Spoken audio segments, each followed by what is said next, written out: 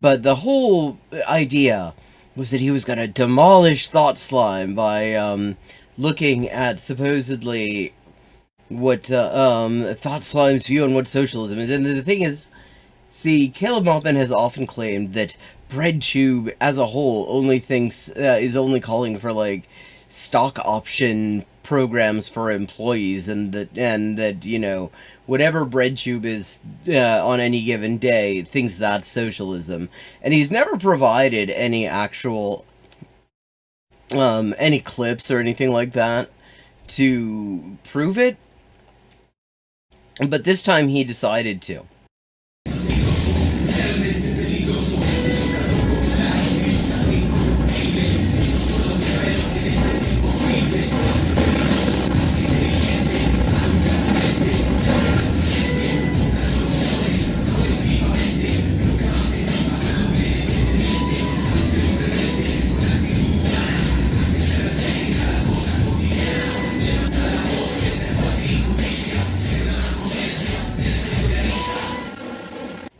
He took a clip from a video where Thought Slime was taking the piss out of Dinesh D'Souza and PragerU,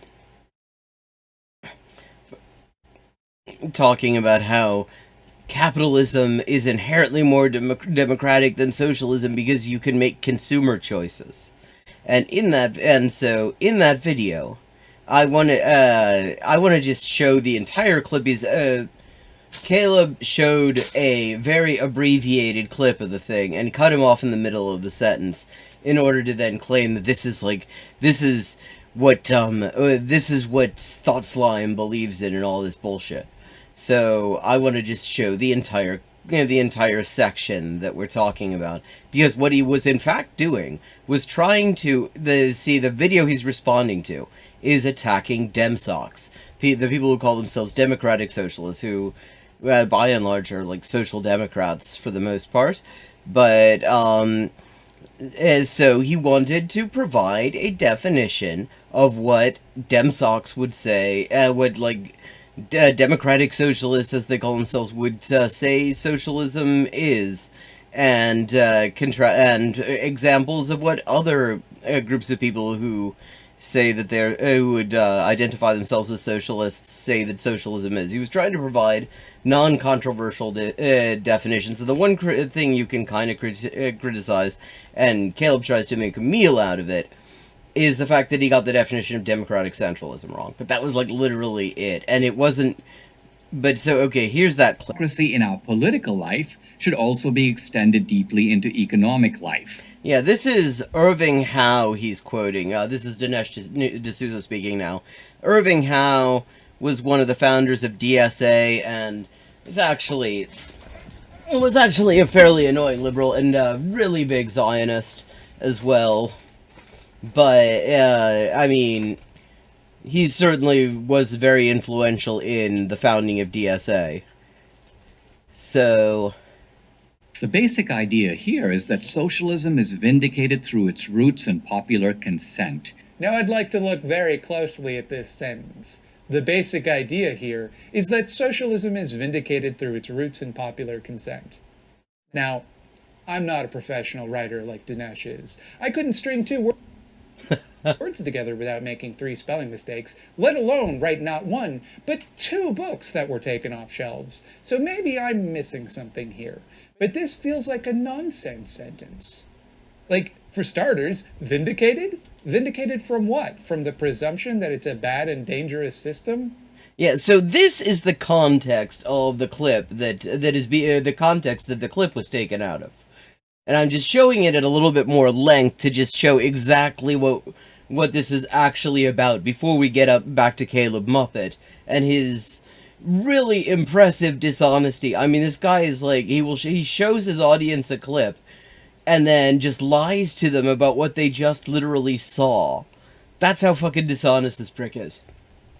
The only reason to vindicate something is to defend it from suspicion and doubt. I don't Reckless Future. That is the position that Irving Howe was trying to articulate. Through its roots in popular consent. What do you mean its roots? Do you mean through popular consent? Or something which at some point had popular consent, but now does not? something that is rooted in popular consent, but doesn't necessarily have it. Dinesh, my man, this is a bad sentence. You did it bad. See? Yeah, you see, he's taken the piss out of Dinesh D'Souza, a horrible person. This is the context. So I'm going to skip ahead now and see if I can find the part where he's specifically explaining what Demsocks mean when they talk about socialism.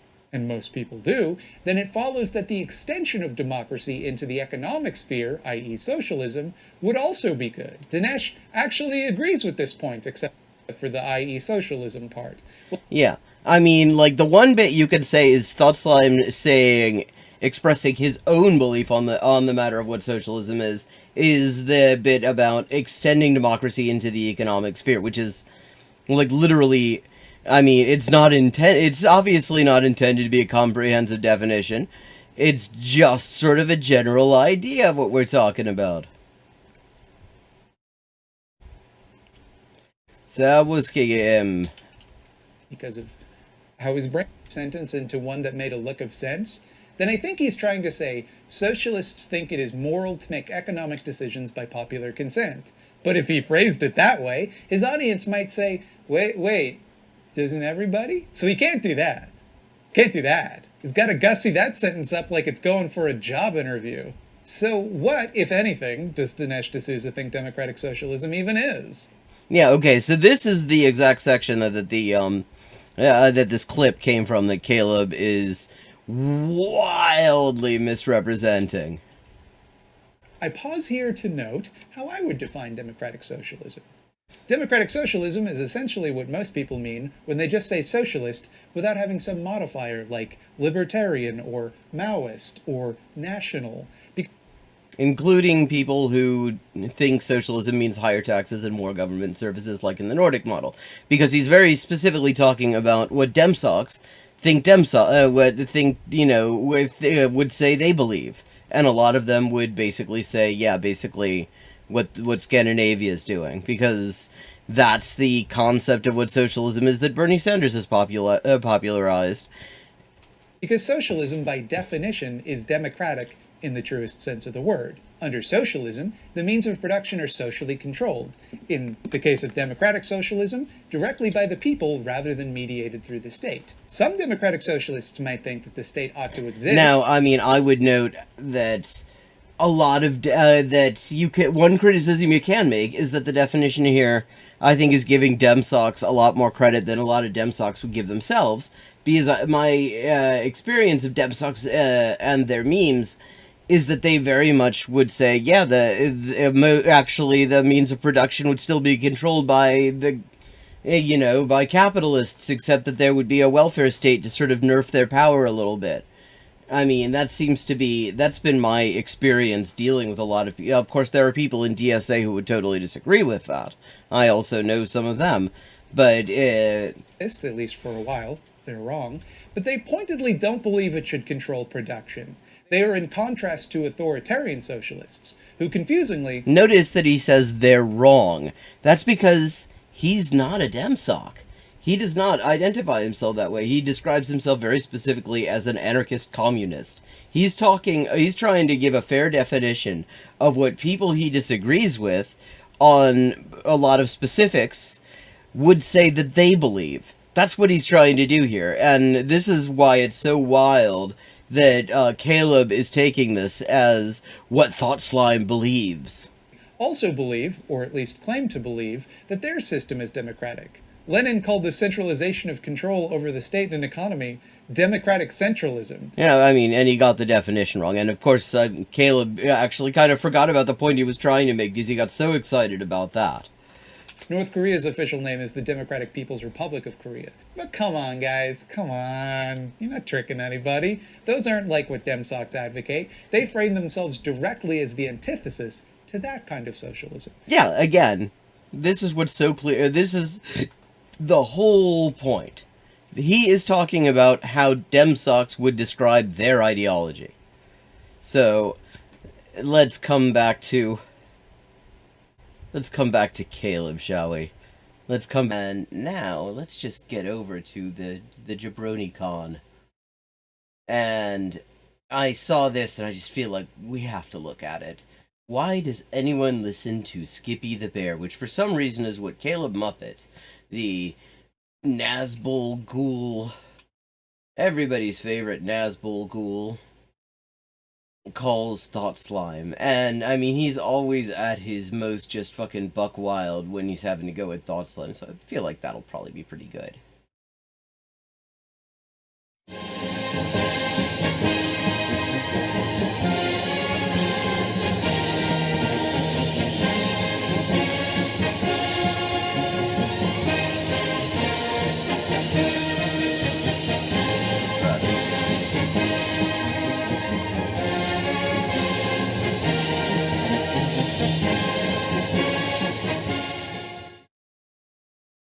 Yes.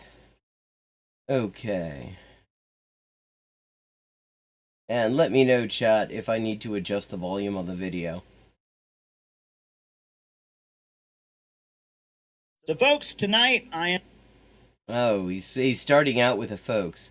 And I can't help remembering whenever he says folks, what Chomsky once said about how when politicians start calling you folks, they're probably about to lie to you. So, folks, tonight I am going to do what was suggested to me by my good friend and author, Peter Coffin. Now, Peter Coffin is the author of this great pamphlet, Marx for Sale, great documentary. He's done many great, very important documentaries. He's a member of the Center for Political Innovation.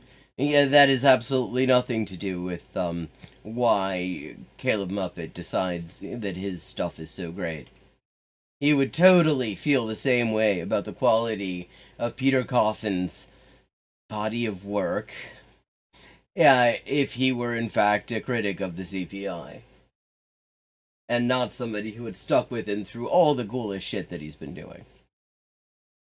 He's done great film work for our organization. We love Peter Coffin in many, many ways. He's just a dynamic, I don't want to know the other being. ways.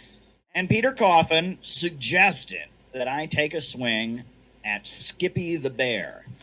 Because, I mean, that's something that Caleb Muppet has never done. And, of course, it's always ended so well for him when he has a go with Thought Slime.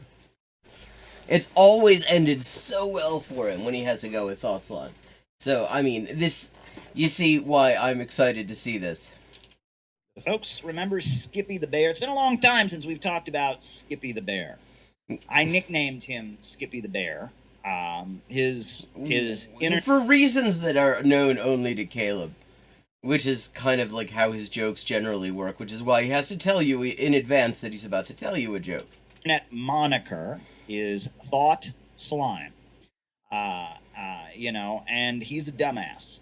There's really no other way to put it. He's a failed comedian. He tried to be a real comedian, and he wasn't funny. As opposed to Caleb, I mean, Caleb just gets the yucks out of you. You just look at this guy and you know it's going to be hilarious. It's not going to be intentionally hilarious, mind you, but it is going to be a laugh riot nonetheless. Not that he condones rioting, folks, he doesn't condone rioting. YouTube channel that did movie reviews for a while, and then, around the time they were trying to mobilize people to oppose Donald Trump and protect American imperialism from the threat of Donald Trump, some guy who's kind of a loose cannon, is not going fully on board with them. They were mobilizing the left and wokeism. Who's they? Who's they? I mean, he's just regurgitating unsubstantiated bullshit that he put in his book. He got the gig. It's really something because it's been like over a year since that thing came out, and you'd think if he actually had anything to go on there, we would have heard it by now. Get anything to base this on. He got the gig of suddenly being the king of internet socialism. Why? Because, he's a dumbass. I don't know. He's not connected to any revolutionary organization. Oh, well, yeah. This is based on the fact that, Caleb, in his book, says he could not find any record of Thought Slime who's, he puts everybody else's last names up and their middle names, too, in this shitty book. He does not seem to have a last name for Thought Slime. So, I mean, how he managed to to even convince himself that there were actually that there was no record of Thought Slime ever being involved with any revolutionary organization is a bit of a mystery. But yeah, I mean, because and after all, I mean, if there's one thing, anarchists. Because I mean, Thought Slime is very specifically not a socialist; he's an anarcho-communist. Kind of says that quite openly, so it's kind of funny to hear Caleb get that particular thing wrong. It's not, I mean, I don't see why it's not even a lie that helps him particularly, because I mean he'd be like slagging him off anyway, I suppose, because I mean I do he's never had anything good to say about anarchists after all, but for some reason he does this. He's never done any. He's never done any genuine revolutionary activism. He is pro-imperialist. This is just non. I mean, he's just making this shit up. To his core. He thinks socialism is an employee stock ownership program. He keeps on saying this one. I still have not figured out what the hell he's talking about here. First of all, let's remember this motherfucker thinks socialism is like just a welfare state. He's been very specific about this. He thinks that socialism is just welfare state capitalism and it's like FDR. First of all, but this employee stock ownership thing, he keeps on bringing that up. And he keeps on attributing it specifically, sometimes it's just broadly to BreadTube. Because, I mean, if there's one thing that BreadTube does tons of videos on, it's in the importance of employee stock ownership programs. But then he sometimes will attribute it specifically to Thought Slime, which also doesn't make sense because I've watched pretty much every single thing that Thought Slime has done. Hello, Ludlow, good to see you. I've watched basically every single Thought Slime video, some of them many times because I just enjoy them. And I've never actually heard a single good thing about employee stock ownership programs, or even just the concept being mentioned. His fans are okay with that because he's pessimistic and he promotes degrowth and which Caleb does not actually know the meaning of. I mean, it's just hilarious that you see, this is. I mean, Sophie from Mars described this as sort of a self-selection thing. Because because what Caleb wants is the people who will listen to him talking about degrowth and don't think, yeah, maybe Caleb should stop talking about degrowth because he embarrasses himself every single time he does. He wants the people who don't remember that or don't know enough about what degrowth is to know that he does not know what degrowth is. Talks about, self-mutilation and suicide and child abuse and helps. He's just regurgitating bullshit from his book. Yeah, because, I mean, if there's one thing that we all know, I mean, it's that Thought Slime's channel is such a downer. Helps very depressed people fixate on their negative feelings. He's all around. This is because Thought Slime did a couple of videos about his own struggles with mental health, which in fact a lot of people have said have helped them deal with their own struggles with mental health issues. Jesus, I mean, this guy, I mean, this is just the same shit that he says in. This is the exact same bullshit he says in the book. Like, literally, the only thing he's left out is the bit where he describes, describes Thought Slime as talking about, genitals and other things generally considered ugly, which was a moment that we learned a lot about Caleb Maupin. A very disgusting human being. And the logo for his channel is a bunch of sludge, a bunch of disgusting slime. And that's what he wants you to feel. You go to his channel and you hear him do his comedy routines that involve putting other people down, insulting other people's appearance. Which Caleb would never do. He would never put anyone down. Like, I mean, and insulting other people's appearance? That, I mean, maybe a couple of times, but not really a whole lot. Burger King. Telling people that there is no hope, and you walk out of all of his so-called comedy or entertainment feeling like you are dirt, like you are lower than slime. Like, oh, well, that's so interesting because, I mean, if this is what he's actually describing, how he ends up feeling after watching a Thought Slime video, that says a lot about him, really. you're garbage, right? And that's a particularly dangerous Yes. and irresponsible message. The working for someone class like him wants put to out, get out especially of slime. because his videos are particularly aimed at transgender people, right? Transgender teenagers watching. That's actually, this is also not true. I mean, if you actually look at his analytics, and at one point in response to the book, because this is just another claim he's regurgitating from the fucking book, all he's saying here is just some bullshit from the book. Actually, his core audience is, like, first of all, not overwhelmingly trans. And, but I mean, I'm glad we're gonna hear Caleb Maupin explain what he thinks is good for trans people. I mean, it's so wonderful when cis people tell us what they think would be good for trans people, but that's also not true. His audience is like 30 to 40, actually. His channel, the very people that commit suicide at high rates, that struggle with self-esteem, but he has no regard for his audience. He's simply a selfish person who, you know, has really no sense of social responsibility. So Oh, well, I mean, this is so fascinating. Are we gonna get some, like, videos where we see some of this? Like, I mean, see, if I wanted to really just make a damning indictment of Thought Slime, and I believed that these accusations were true, I would show people some of the videos where he does the things. Like, because, like, when Thought Slime, for example, wants to have a go at Caleb Maupin, he shows Caleb Maupin videos, because that's really all you need to do. So he promotes this pessimistic, you know, misanthropic suicide comedy. Yeah. I mean, yeah, if you want to know just how completely this off the mark this is, if you go to Thought Slime's Twitter bio, he actually quotes this. And not this video, but the stuff that that Caleb's riffing on here from his book.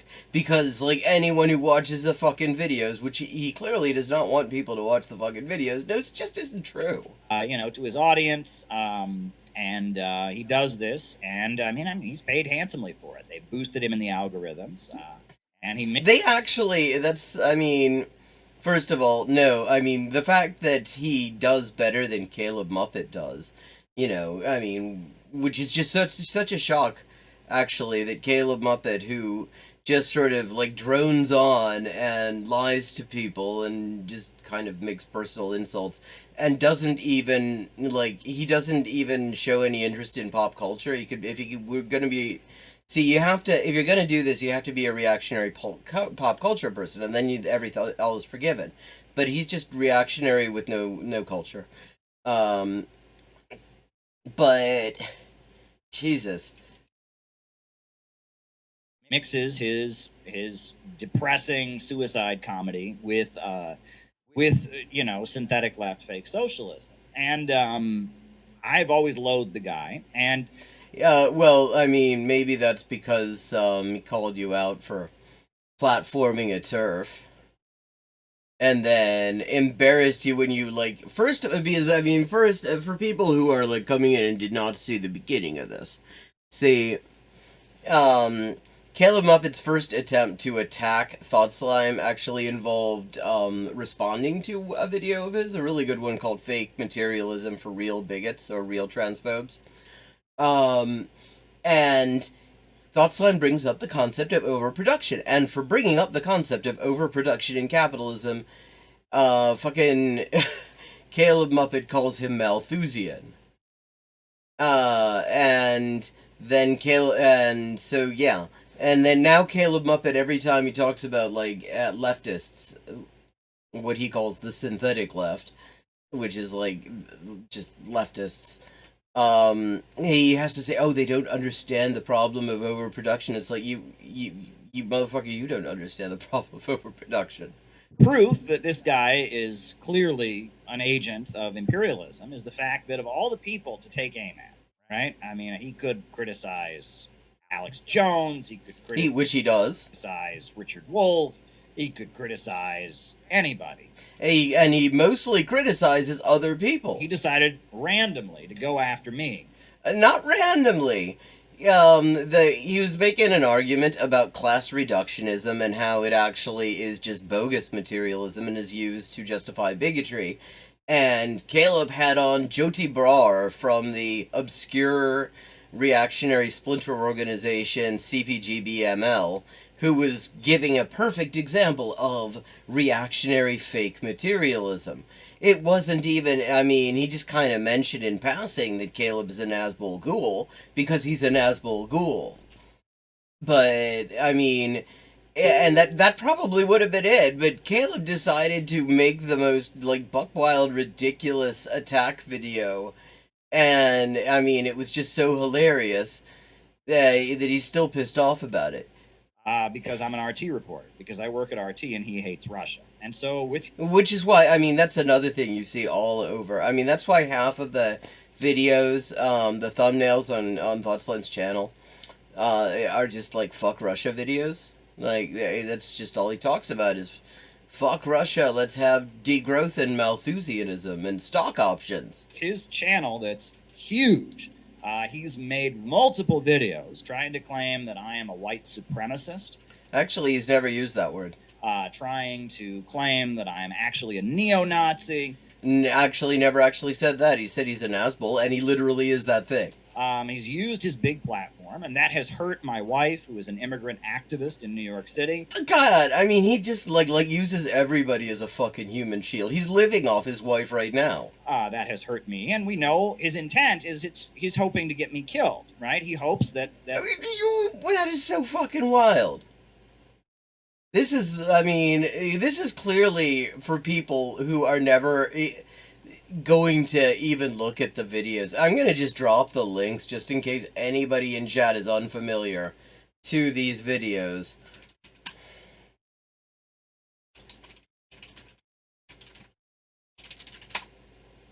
There we go.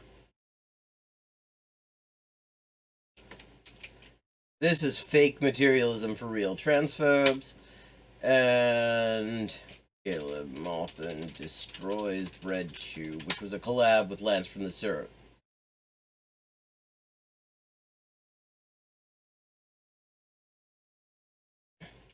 Hang on. This will take a second.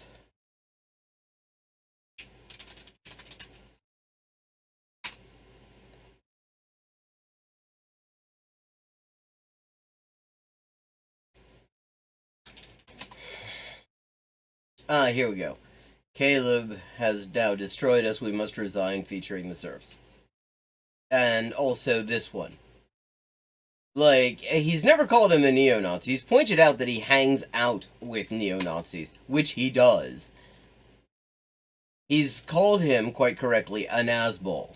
The right person, one of these crazed Antifa nuts, will see it and shoot me. And he's trying to psych up the population for acts of violence committed against me, hate crimes to be committed against my wife. That's what he's trying to do.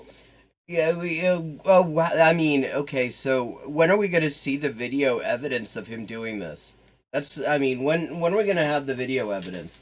Because, I mean, like, literally, because, you know, what would be really kind of fucked up, what would literally be the exact thing that you're accusing him of, is if it turns out that you just had absolutely no basis at all for making these sorts of accusations, just so your reactionary fan base might go off and do something to him, you know, which is, like, yeah, I mean, seriously, this is fucked up. Right? He wants to make it hard for my wife to be an immigrant activist. He wants to make it... He's never mentioned his fucking wife. ...safe for me to walk the streets. You know, spreading that someone is a fascist or a white supremacist, regardless of the facts. If you use your huge... What about spreading that somebody is a fucking CIA agent, regardless of the facts? Does that have... I mean, is there any precedent? You got all these books, Caleb. Is there possibly any precedent for maybe that being such a damaging accusation that U.S. intelligence services strategically deployed it against leftist groups? Could it, I mean, maybe it rhymes with COINTELPRO. Like... huge platform with hundreds of thousands of subscribers to spread that, you're essentially putting a hit out on somebody. And that's what he's doing. And yeah, see, by making fun of Caleb, which is what he actually does, that's clearly the same thing as putting out a hit. Whereas this, I mean, accusing him of being a CIA agent, accusing him of trying to get him whacked, I mean, there's no way. I mean, this is just performance art, obviously. He can make fun of that and laugh it off all he wants, but that's what he's doing. And oh wow, somebody. Okay, this will be interesting. Somebody paid $10 in a super chat to this dickhead to actually see if he will actually say the name of Stop Cop City. Because every time he talks about police repression in the U.S., it's about the Nazis from January 6th. He's never said a damn thing about Cop City, no matter how fucked up that's gotten. And the repression has been just wild. I mean, it is stuff I've never seen before in this country. I mean, we've gone from, like, low-key criminalizing protest, where you just make just bogus accusations, say protesters did things other than just protesting and use that to criminalize protest, to literally submitting an indictment, issuing an indictment that argues that just basic social movement stuff is a RICO conspiracy. you're on the list, John. Very good. That's what he's doing. He's we're a never very gonna hear this vile again. person, and he has no sense of morality at all, and he absolutely doesn't know anything about socialism, in addition to not being funny. He doesn't know anything about... I mean, let's see you be funny, Caleb. I mean, I know you have to book it in advance and announce it for like 20 minutes that you're about to tell a joke, but could you try being intentionally funny? communism or socialism. So, Peter Coffin suggested I react to his latest video. Oh, this is going to be good. He's actually going to do a reaction video. This will be better, because, I mean, so far he's just rehashing his bullshit book. Which is titled Abolish the Left. Yes, and it is about the left. He's specifically talking about these reactionary dickheads, like, I mean, he specifically singles out the Young Turfs, who will make arguments about why the left should be more reactionary in order to win votes for the Democrats, in the case of the Young Turfs, or, you know, in order to attract reactionaries, because for some reason we can't do anything without attracting, you know, we have to attract reactionaries no matter how few of them there actually are, or we failed in something, like... We'll get to that. But before we get to that, I have to show you a clip from a video that he made that should confirm everything I just said to you. Oh, this should be interesting. It's going to confirm everything, so even the stuff about the mutilation, even the stuff about encouraging suicide, even the stuff about being a CIA agent. One clip is going to confirm all this. This is one hell of a clip, chat. I can't wait to see it. I wonder what it's going to be. Like, I've literally watched everything Thought Slime has basically ever done, except maybe some live streams that I've missed. Because it's just enjoyable, and it's actually comforting to have it in the background sometimes. You know, like when I'm having an ocular migraine and I have to just close my eyes and wait it out, I listen to the thing he did taking the piss out of reactionaries getting pissed off over He-Man, which is hilarious, and I highly recommend it. But, I mean... I can't even begin to think what clip he's gonna use for this. Chat, any guesses? What's your over-under? Hello, Raven G. About this awful human being called Thought Slime. And this clip, he made a long video, PragerU,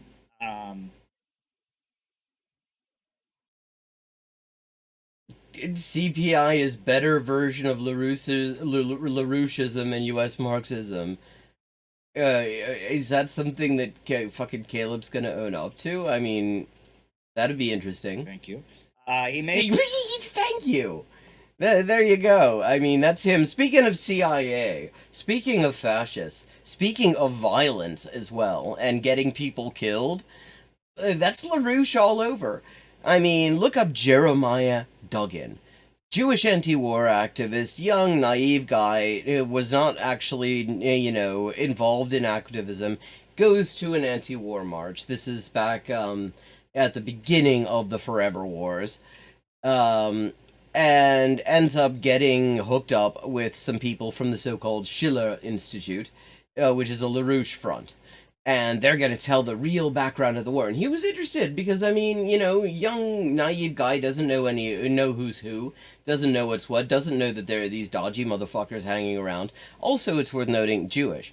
And so he goes, and it's an overnight thing to the LaRouche cult event, and it turns out it's all about, like, it's just straight up anti-Semitism. It's blaming everything on the Jews because that's kind of a big thing for the LaRouche people. I mean, that and the royal family. It's either the Jews or the royal family or somehow both. But in any case, what we know is that he was terrified. He made a couple of frantic phone calls to his mother from Germany. His mother's in Britain, saying, I'm scared of these people. I think they're going to kill me. I hope they don't find out I'm Jewish," and things like that. And the next thing we know, he's found dead. And it was initially ruled a suicide in a really superficial investigation that was eventually redone. The inquiry, under a lot of pressure from his mother in particular, was redone, and they came to the conclusion, I don't know if they specifically said it was a homicide, but they no longer ruled it self-inflicted, because there's all sorts of evidence. Meanwhile, I mean, the LaRouche people, LaRouche himself is so fucking dodgy that he, in the 80s, approached the CIA to set up a cooperative relationship, offering all the files that LaRouche kept on leftists in the US, which were extensive. And, I mean, we only have the CIA's word for this part, but they actually knocked him back, saying they found him unreliable and self-serving. I mean, that may be true, that may not be true. But, I mean, that's just sort of an interesting... but when somebody, like, associates him with LaRouche, and he himself is associated quite openly with LaRouche people, he just says, thanks. Like, if somebody tried to suggest that I was connected with LaRouche, that I was in any way related, I would be offended. Any normal, like, non-reactionary, non-ghoul would be. But this motherfucker just says thanks. And you're on the list. He made a video called PragerU Doesn't Understand Democracy. Yes, taking the piss out of Dinesh D'Souza. In which he tries to explain what socialism is. No, he does not actually try to explain what socialism is. He tries to explain what socialism is not. But it isn't about what socialism is. It's making fun of some nonsense. He was trying... Dinesh D'Souza, white supremacist and just a general scumbag, did a video for PragerU saying that capitalism's actually more democratic because you can vote with your money if you have money. And Thought Slime pointed out that didn't make any fucking sense. Because kind of the problem is that a lot of people don't have money. He shows edits of a Dinesh D'Souza video opposing democratic socialism, social democracy, and then he tries to explain to PragerU, like he's some kind of expert on Marxism and socialism, that socialism is actually a worker cooperative employee stock ownership plan. No, he doesn't. Okay. But this is the first time he's ever tried to offer a source for this claim, so I'm very curious. It's not, because I've seen this video, and I don't remember this bit. It's not, central planning of the economy. It's not a Norwegian welfare state. No. Socialism is just when you and your friends get together and start a pencil factory.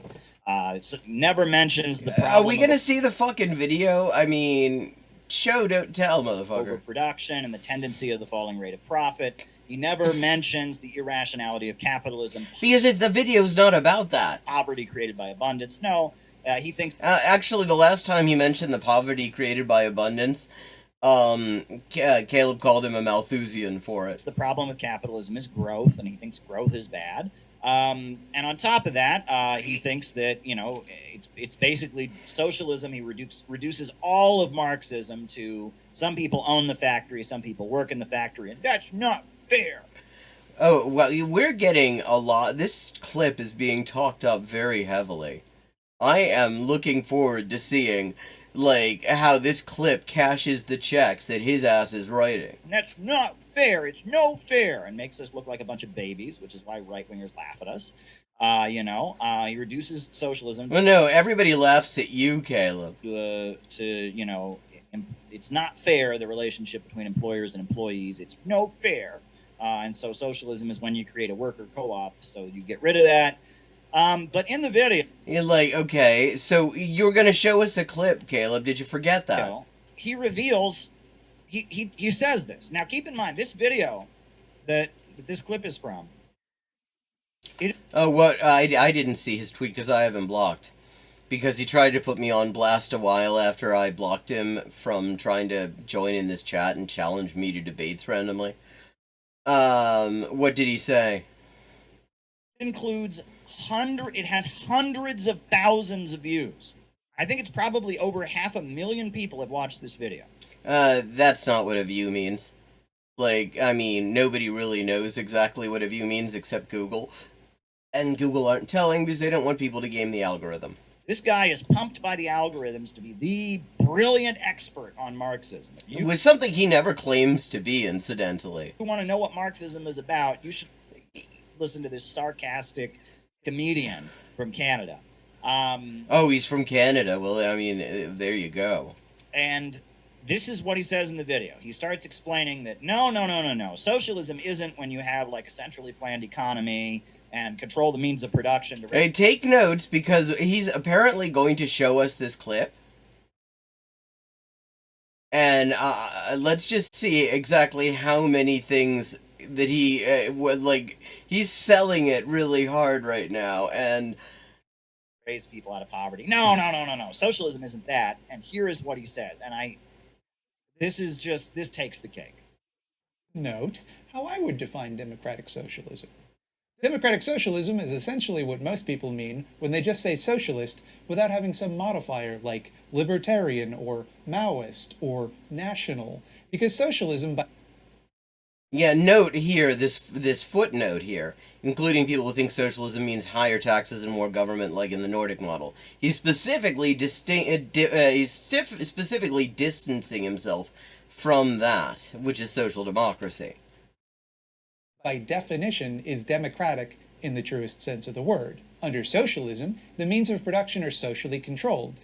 In the case of democratic socialism, directly by the people rather than mediated through the state. Some democratic socialists might think that the state ought to exist, at least for a while. They're wrong. But they pointedly don't believe it should control production.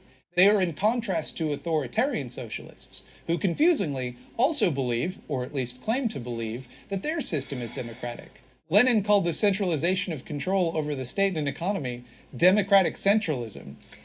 And now he... First of all, I mean, that's not exactly what Lenin was talking about with democratic centralism, but what I'm waiting for the stock options.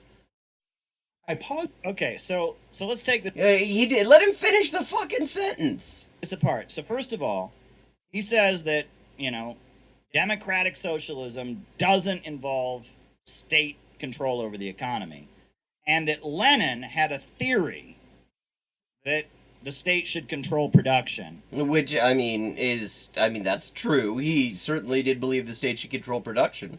And it was called democratic centralism.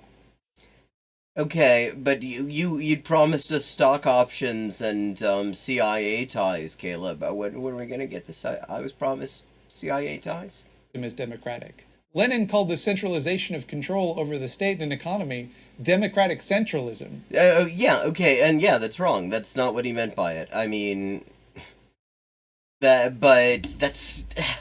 This isn't what you'd promised us, Caleb. Did you hear that? Lenin called the central control of the state central control over the state and the economy democratic socialism. This is... No, that's not what he said! You just watched the video with us. How are you misquoting something you just heard? What he said, and yes, it's wrong, but what he said was that central planning of the economy is what Lenin called democratic centralism. When, my understanding of what democratic centralism is, it's not actually something I agree with, but my understanding is the idea is that there is democratic debate on issues within the party, and once a decision has been reached, then everybody just has to abide with it and can't speak against it until the issue has been, is being, like, officially revisited. So he's wrong about the definition of democratic centralism, but that's not what he was Like, and now Caleb's misquoting something that is right in front of him.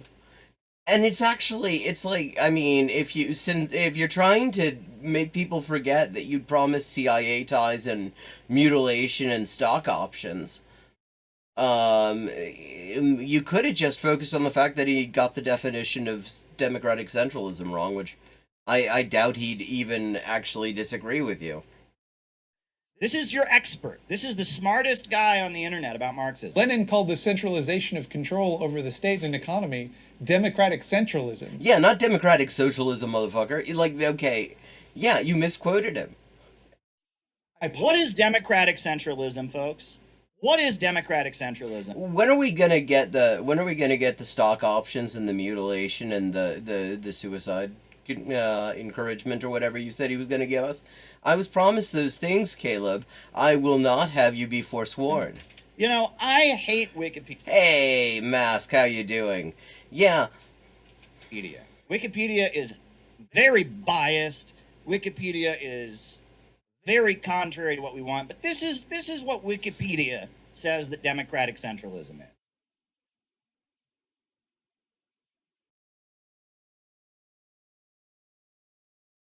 Yeah, exactly. I mean, he got the definition of democratic centralism wrong, but I mean, this is not what Caleb told us we were going to be seeing.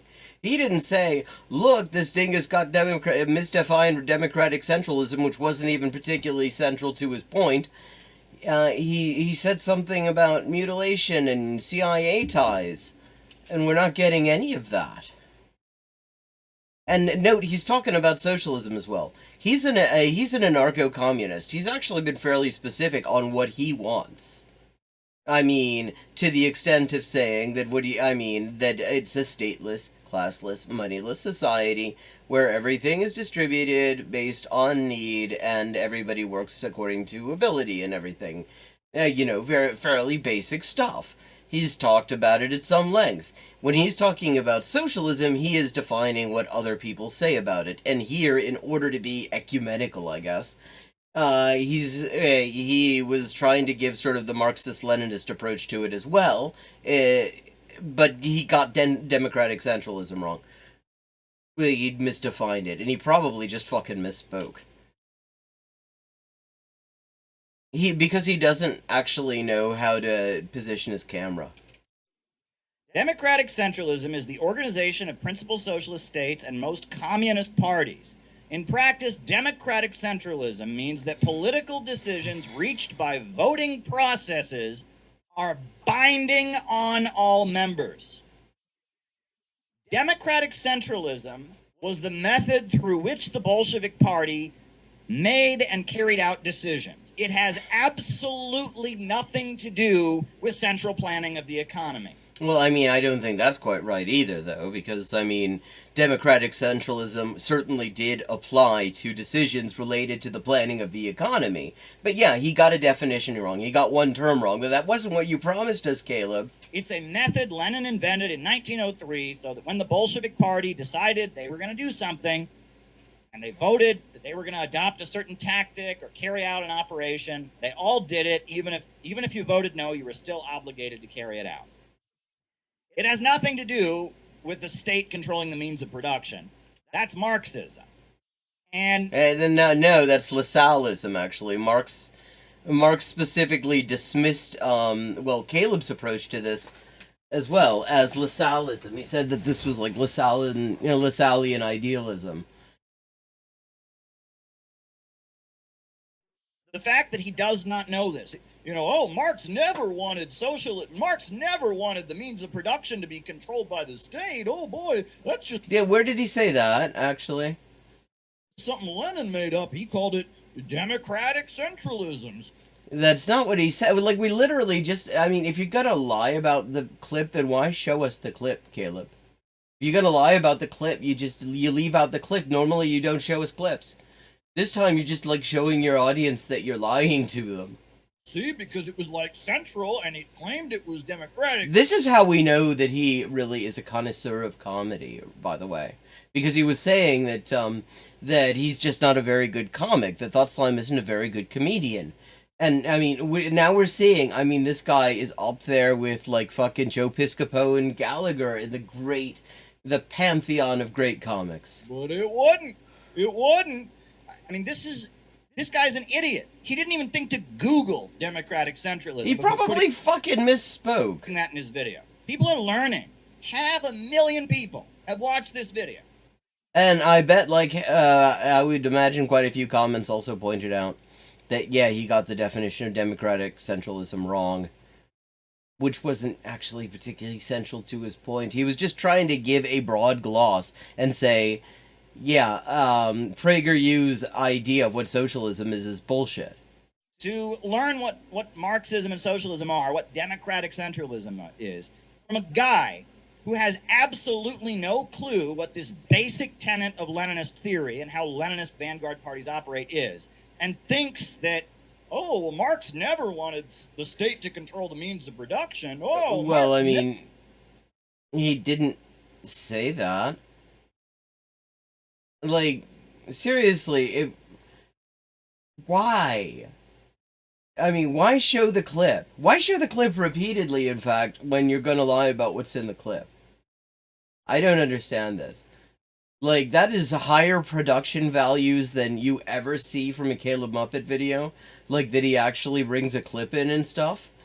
That, I mean... Well, why are you gonna have the clip and then lie about the clip? never wanted that. Oh boy, oh, they never wanted that.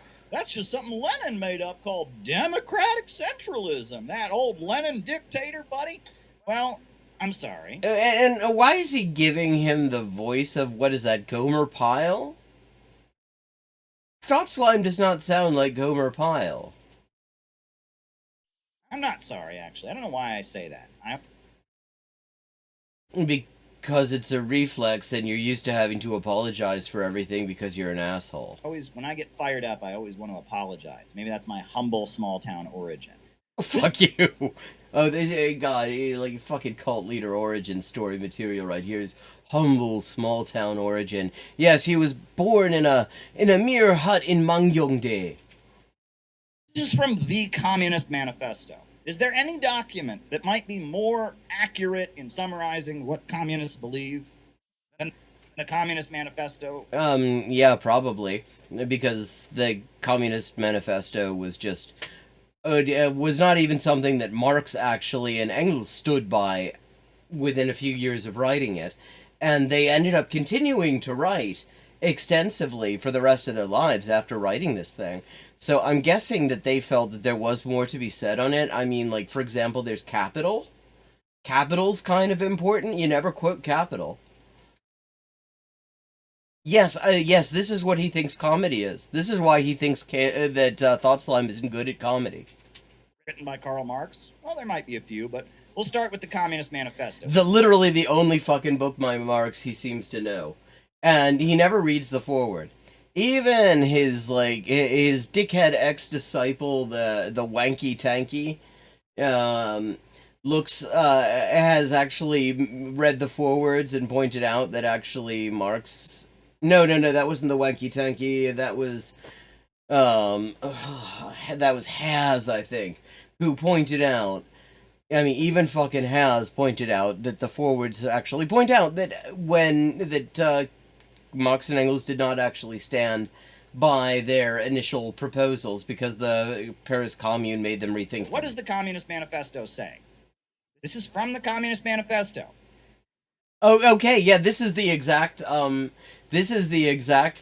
passage that Marx and Engels in one of the forewords say, we would have written this entirely differently if we'd had the benefit of the experience of the Paris Commune at the time that we wrote it. Like, this is one of the sections they say, yeah, actually, we got this wrong. We have seen that the first step in the revolution by the working class is to raise the proletariat to the position of the ruling class. Like, this is literally the only Marx quote you ever get from Caleb. I mean, at any length, anyway. He always comes back to this one. And... it's such a bad example because, again, I mean, if your whole thing is Marx said this, therefore it's true, which, no, I mean, that's not how that works. I mean, I don't even think Marx himself would probably agree with that. But, I mean, Marx actually, like, within just a few years of writing these words, he said, yeah, we got that one wrong. To win the battle for democracy. Something that Caleb never says. That's probably because Caleb never gets anything wrong. Unlike Marx. The proletariat will use its political supremacy to wrest, by degree, all capital from the bourgeoisie, to centralize all instruments of production into the hands of the state. Yeah, see, that's because it's capital, so you have to pronounce it in that annoying sort of fly-in-your-ear sort of voice that he was doing there. I.e., the proletariat organizes the ruling class, and to increase the total productivity of the forces as rapidly as possible. Yeah, and this is another thing. I mean, he keeps on coming back to the idea that communism just comes when productivity reaches a certain level, which, because his idea is, to the extent that he has one, and I really think that is a limited extent indeed, is that you can just sort of look at what Marx and Engels, etc., were writing in the mid to late 19th century, at a time when the means of production were in a very different state than they are now, at a time when scarcity was a much bigger issue than it is now. And just sort of apply that without making any modifications to right now. Yeah, well, I don't know, accusing Thought Slime of being depressing and pessimistic, I have to say, I mean, that's original. It's not a good idea, but he's like literally the only person, like all the criticisms I've heard of Thought Slime, he's the only one who came up with that as a thing to criticize Thought Slime for. Now, I wonder what Marx meant when he said centralize. I wonder what Marx said a few years after the Paris Commune about this very section. Let's find out. Forwards.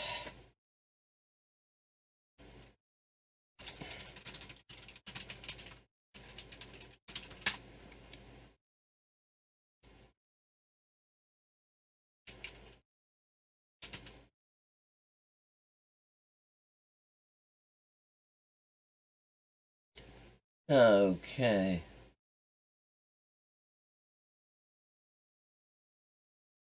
Trying to find the specific section where they talk about this.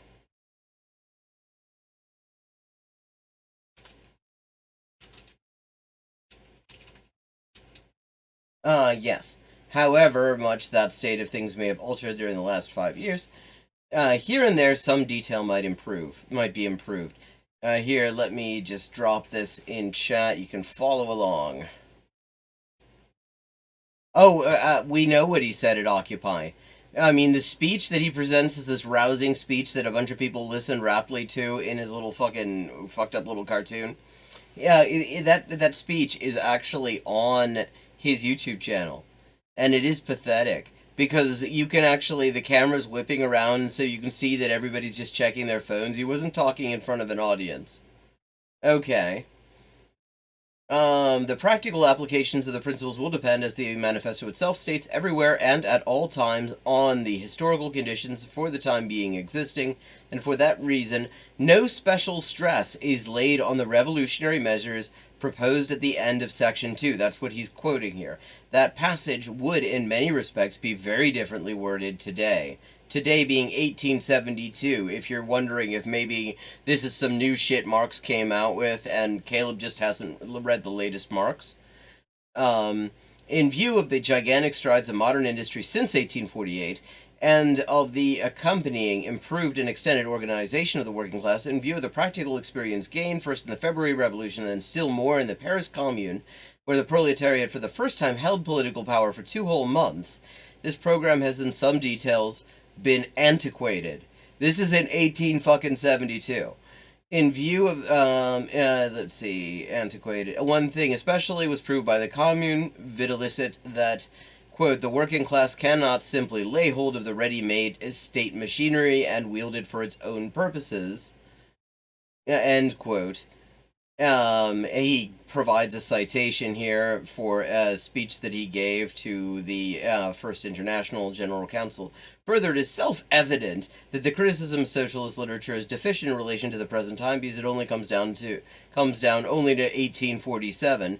Also, that the remarks on the relation of the communists to the various opposition parties, although in principle still correct, yet in practice are antiquated because the political situation has been entirely changed, and the progress of history has swept off the earth the greater portion of the political parties there enumerated.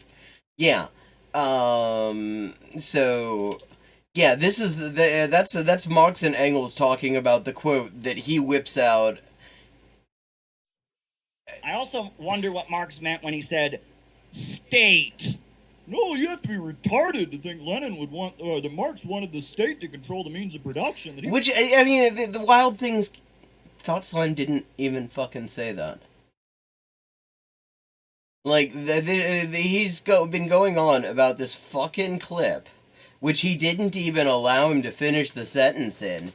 But he never says any of this. He wanted a centrally planned economy. That's just something that Lenin made up. Oh boy. He didn't say that. Lenin made up called democratic centralism. Those are Marx's words in the Communist Manifesto. Now, turn to... But I continue. Yes, unfortunately you do. You do go on a bit, Caleb.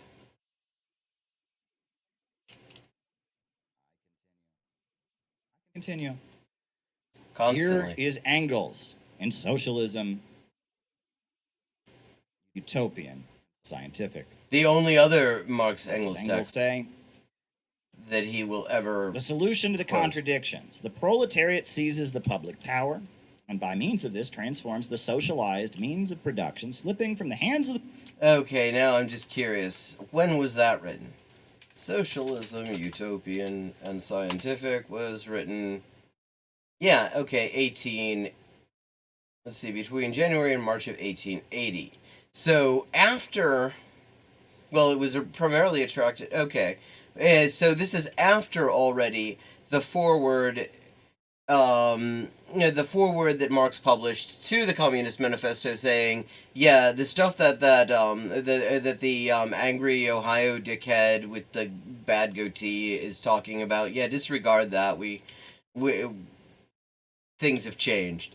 The bourgeoisie into public property. By this act, the proletariat frees the means of production from the character of capital they have thus far borne and gives the socialized character complete freedom to work itself out.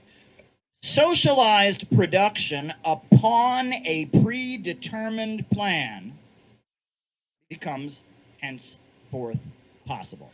Okay, and where exactly did Thought Slime say anything against, like, economic planning?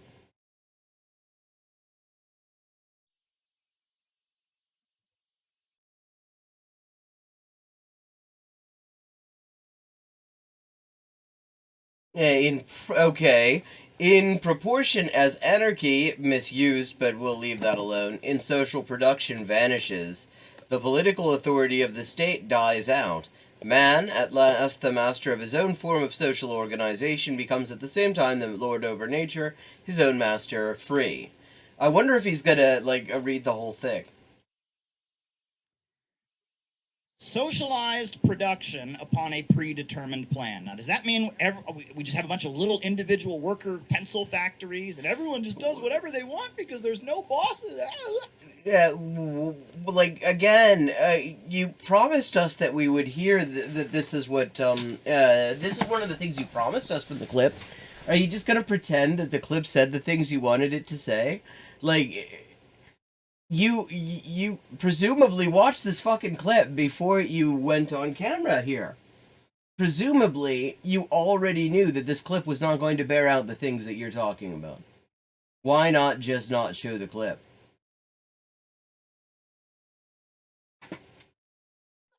No. Socialized production upon a predetermined plan means you have a planned economy. Which he didn't say. I mean, first of all, a planned economy does not necessarily mean there's any state involved. A plan, there are all sorts of different kinds of plans. There's a lot of economic planning goes on right now. The difference is that planning is going on by capitalists and people who work for capitalists in order to maximize the profits of capitalists. I mean, that's also planning. The point is that so there are lots of different sorts of planning. Not all of it involves the fucking state. And there was nothing that Thought Slime said that actually denied that there's planning. I'm pretty sure Thought Slime, I mean, I can't remember a specific quote at this point, but I'm pretty sure he's at the very least not hostile to the idea of there being planning. Means of production become the public property. But I continue. Again, Engels. Even he's sick of himself. Listen to that groan. Socialism, utopian, scientific.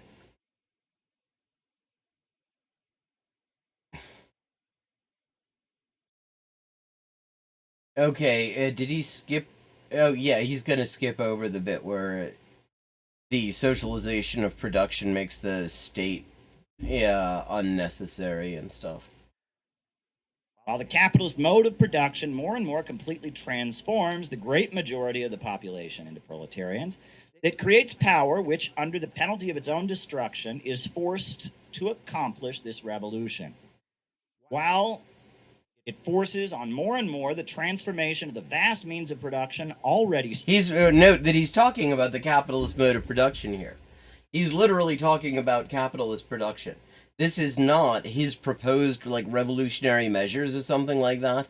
He's saying this is what capitalism is doing right now. Socialized into state property. Like, read the fuck... You just read it. He's talking about capitalism. He's talking about... He's literally the capitalist mode of production. It, whilst it forces on more and more the transformation of the vast means of production already socialized into state property, it being the capitalist mode of production. You just fucking read it, my dude. Like, you're gonna lie to people about something that's right in front of them? How desperate are you for rubes?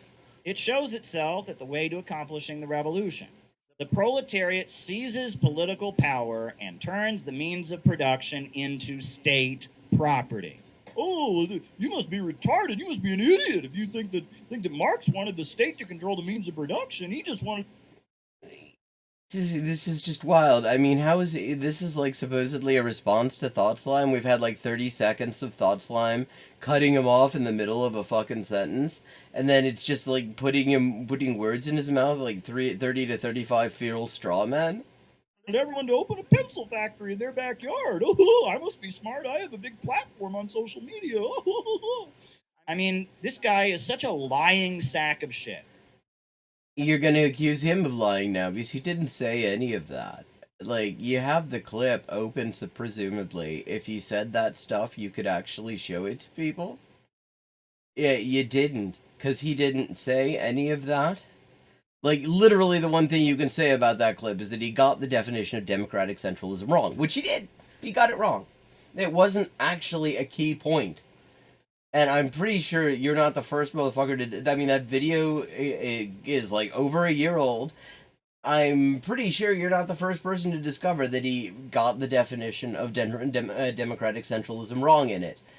You're gonna call him a lying sack of shit. He didn't say the things that you're just making it up, and you showed your audience. You showed your fucking audience that he didn't say the things that you're attributing to it.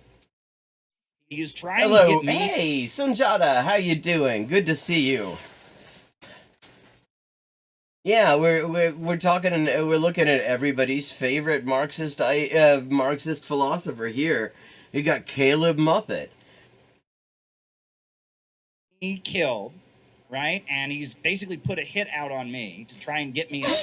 Yeah, remember he said that the clip, the 30-second clip that he showed where he cut Thought Slime off in the middle of the sentence was going to prove all of the accusations that he's made, one of which is this thing about supposedly putting a hit out on him.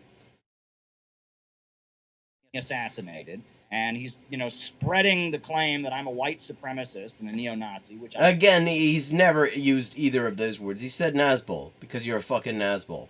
I'm not. You certainly hang out with neo-Nazis and white supremacists often enough, and really the whole project of patriotic American socialism is, if not mayonnaise proper, it is certainly salad cream. I mean, you could make a potato salad with it, I'm pretty sure. But he's never actually said you're either of those fucking things.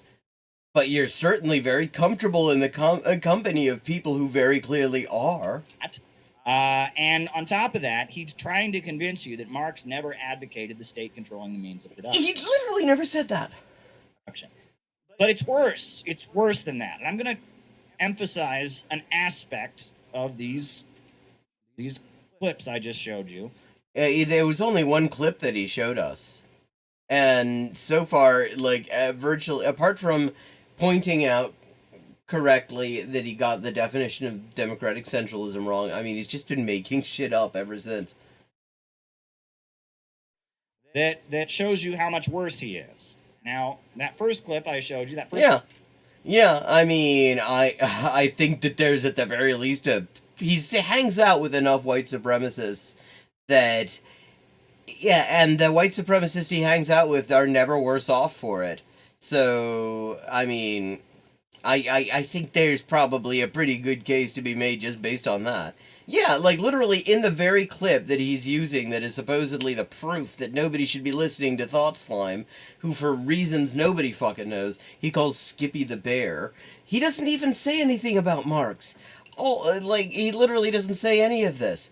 I mean, and meanwhile, like, the only thing he keeps on trotting out is a passage from, one of the quotes was Engels talking about the capitalist mode of production very specifically.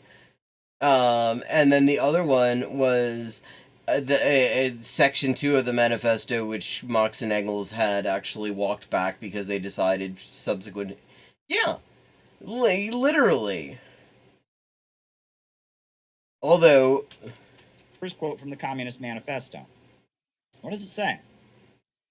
Does the Wait, this fucking the same quote again. The same quote. This is the quote they didn't even in 1872 already. Marx and Engels said, "Yeah, we didn't quite get that one right."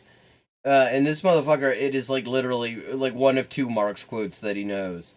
The proletariat will all these fucking books, and he's never read any of them. Use its political supremacy You to did wrest this already. by degree Ya lo all hiciste, capital weón. from the bourgeoisie, to centralize the instruments of production in the hands of the state, and to increase the total productive forces as rapidly as possible. Meaning, make everyone wealthier. Raise the level of abundance in society. Here we go again with communism is when line go up. We don't want everyone to be poor. We don't want to stop economic growth. Chat, I'm just wondering, would you say there have been changes in the economy between, say, 1848 and now?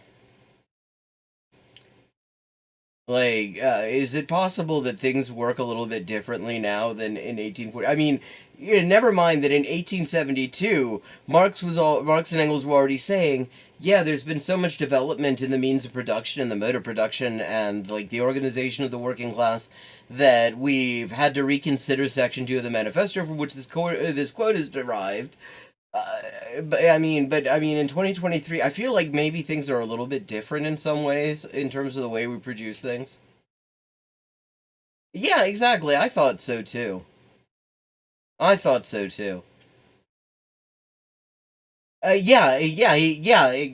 right. Good point. He did, that they do very explicitly say when they're talking about the state is the proletariat as ruling class. Yeah, good catch. I missed that too.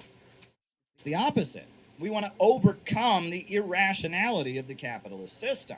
We want to overcome the problems of the capitalist system that cause poverty to be created by abundance and cause frequent gluts on the market, the problem of overproduction, which he he's never managed to show any comprehension of. Like, when people point out that there is such a thing as objective overproduction, where there's simply more stuff out being produced than anyone has any use for. I mean, a wonderful example of this is just, I mean, really, Apple exists in order to make this argument easy. Because literally all they're doing is finding new ways to make more overproduction. Because every time they find a new way to, like, replace a standardized connector with some proprietary bullshit that breaks in 5 minutes, every time they, like, solder the SSD onto their fucking motherboards, so now, instead of just replacing an SSD if your SSD fails, oh, and they put the BIOS on the fucking thing, so you can't even boot up. They put the BIOS on this SSD that is soldered to your motherboard. So now instead of replacing the SSD, which is like, you know, like a couple, like $100 maybe, last I checked, now you've got to replace the entire board, $600. $600, that is a ridiculous amount of money to spend to repair something that is not going to boot anyway, and is not going to have your data on it. So obviously you're going to just buy a new machine entirely and spend probably twice as much. Or maybe 3 times as much. Like, objective overproduction is such an easy case to make, thanks to Apple. Like, seriously. But anytime but he doesn't comprehend any of this shit. Yeah. I mean, and, like, let me see, and what year did he write the forewords? Is this motherfucker even read the forewords? Like, I know people skip over the forewords, and a lot of the time you don't really miss anything. Yeah, except on the Cullen's Eye translation. Read that forward. There's going to be a translator's forward, and it's important. Because this is one of the hardest translations I've ever done, and I have thoughts that are important in understanding how to read it. Based on that. But, like, there are, like, 10 different forewords to the Communist Manifesto. And every single one of them is them updating some point that was made in it. Yeah, I mean, Caleb doesn't understand any of this, is my guess. But he does the white guy in the student pub trick, and that Vosh also does, of using an authoritative tone, and just talking like this, and just out-talking people, and he's gonna sound like your fucking junior high school vice president, folks. Isn't it true that 1848, really, the mode of production is basically the same as right now, isn't it, folks? And you'd have to be a CIA agent to say things are different, folks. And you just do this for long enough, and everybody who knows anything about this will disappear, which he wants. He wants the people who know anything about this on their own to disappear so that he has, like, easy pickings for his fucking cult. Which, no, doesn't mean, oh, there's just too much stuff. It means that... Yeah, well, yeah, it also means there's too much stuff. There's two kinds of overproduction. The one where there's, like, literally more stuff than people have any use for. Yeah, where we would still have a glut, even if everything was free, is a much more recent problem. It wasn't as much of a problem when Marx was writing, because the problem then was, for the most part, getting production up to scratch on a lot of things. But these days, we're producing more of things than anyone actually needs. Like, if you, like, made housing free in the US right now, we'd still have empty units. We'd have lots of empty units, in fact. If you made all food free in the world, there would still be a huge amount that would just rot. The more wealth that's created, the poorer people get. Unemployment caused by too much production, homelessness caused by too many houses, hunger caused by too much food. We want to eliminate that so that the productivity of human labor is exponentially unleashed. He doesn't know what productivity means. He, like, literally doesn't know what productivity means. That's what it means. We want to raise the level of productive forces, not degrowth, but maximization of growth. And Engels makes this even more abundantly clear. Like, has anyone written about, like, any Marxist written about, like, the development of the productive forces since 1848? I feel like maybe there's, like, entire libraries of Marxists writing about this. Engels, in the quote I showed you before, he's explaining what socialism is. He says, the socialized production upon a predetermined plan... Oh, yeah, I mean, is he going to talk about the state dying out yet? The development of production makes the existence of different classes of society thenceforth an anachronism. In proportion as the anarchy, misusing the term, in social production vanishes, the political authority of the state dies out. Man, at last the master of his own form of social organization, etc. We already looked at this. Yeah, it's funny, he's got this quote up a second time about where he points out that the idea is that when you actually change the mode of production and get rid of the capitalist mode of production, the state's not going to be long for this earth. And he's managed to avoid mentioning it once. Let's see if he manages to avoid mentioning it again. Henceforth possible. The development of Oh, yeah, well, yes, he experienced human labor. He worked at a sandwich shop for one summer when he was at uni. production makes the existence of classes, of society, thenceforth an anachronism. In proportion as anarchy and social production vanishes, the political authority of the state dies out. Yeah, so it sounds like they're saying the state actually isn't very long for this earth when this revolution starts. It doesn't sound like they want the state to be a permanent fixture, does it? Meaning that as wealth is rationally planned and organized, and as we're producing so much wealth, the need for a state starts to fade away because so much wealth is being produced. Man, at last, the master of his own form of social organization.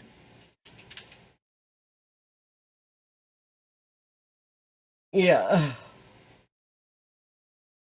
So, okay, this is just what gets me is he was right, actually, given the bullshit case he's trying to make here. I mean, and remember, this is attacking Thought Slime for shit he didn't say. That's why we're even looking at this. All Thought Slime was doing was attempting a very quick and sort of superficial, uncontroversial definition of socialism as seen by various tendencies that call themselves socialists. In order to point out that PragerU is full of shit when they talk about socialism. Like, that was literally what he's responding to, and we've just gone so far beyond this. And yet the title of this video is Why Does Anyone Listen to Skippy the Bear?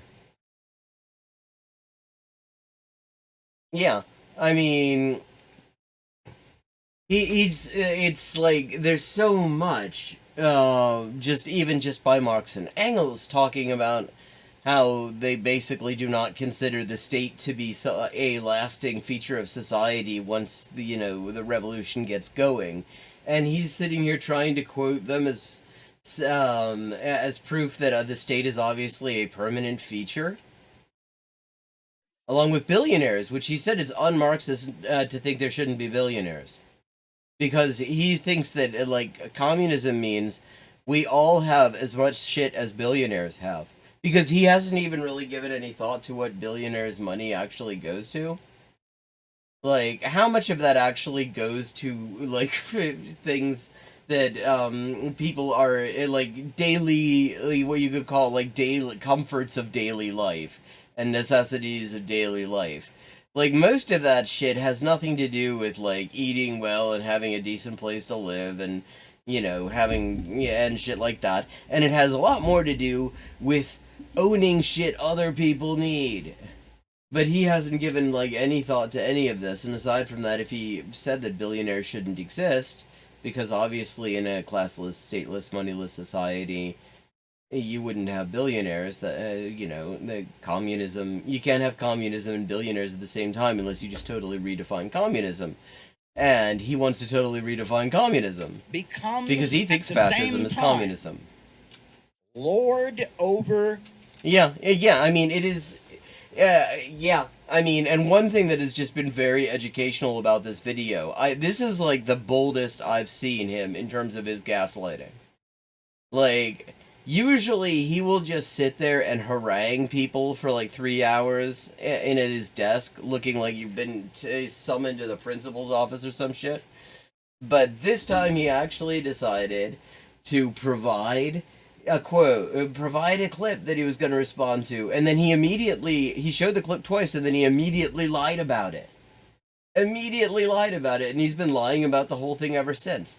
But it is time for me to start wrapping up, and let me just drop the Discord link in here. This is where you can get in touch with me in between streams, and where you can, like, if you have suggestions, videos you'd like to see me respond to, and things like that. I would love to hear from you. Anything like that, I'm going to drop that in chat. I will be back. Yeah, oh yeah, Caleb has never recovered from the fact that that Thought Slime just thinks he's basically thinks he's a meme. He just makes fun of him. And points out just how fucking ridiculous the man is, in addition to just being a pernicious, creepy, cult-leading bastard. But, yeah, so it is time for me to wrap up. I think we may be continuing on with this tomorrow at 11:30 p.m. U.S. Eastern Time. Good to see all of you. Nice to see you again, Black Anarchic Reacts. I've missed your streams, and I hope things are getting better for you. And Adria, and Mask, and everybody, and I will see you tomorrow, I suppose. Have a good evening.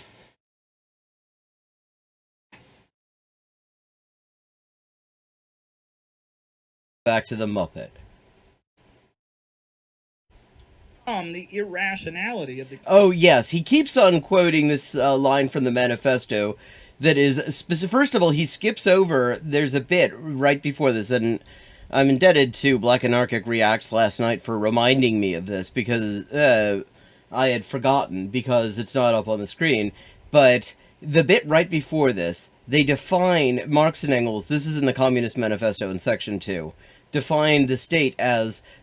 Oh no, it's actually... Fuck, it's right there. The proletariat organized as the ruling class. That's right there, and he keeps on skipping over it when he quotes it.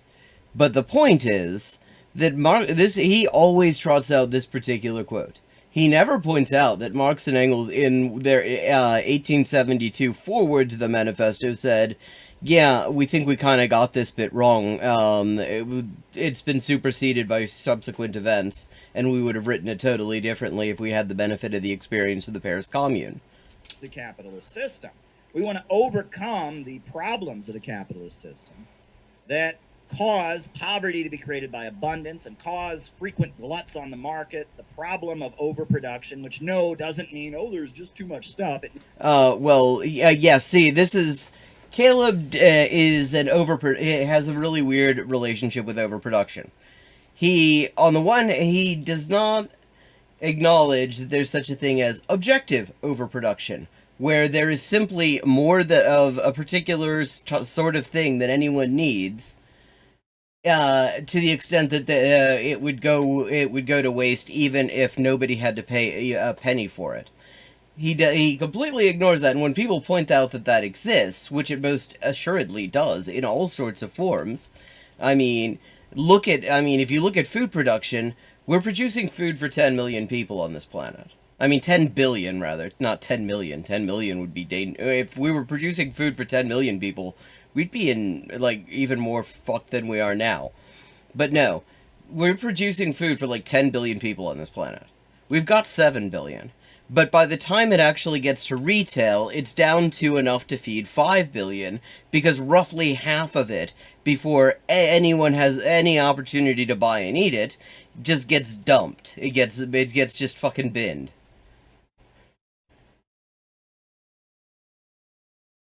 Was soll das eigentlich heißen? Also, ich bin politisch und ich bin Atheistin, aber...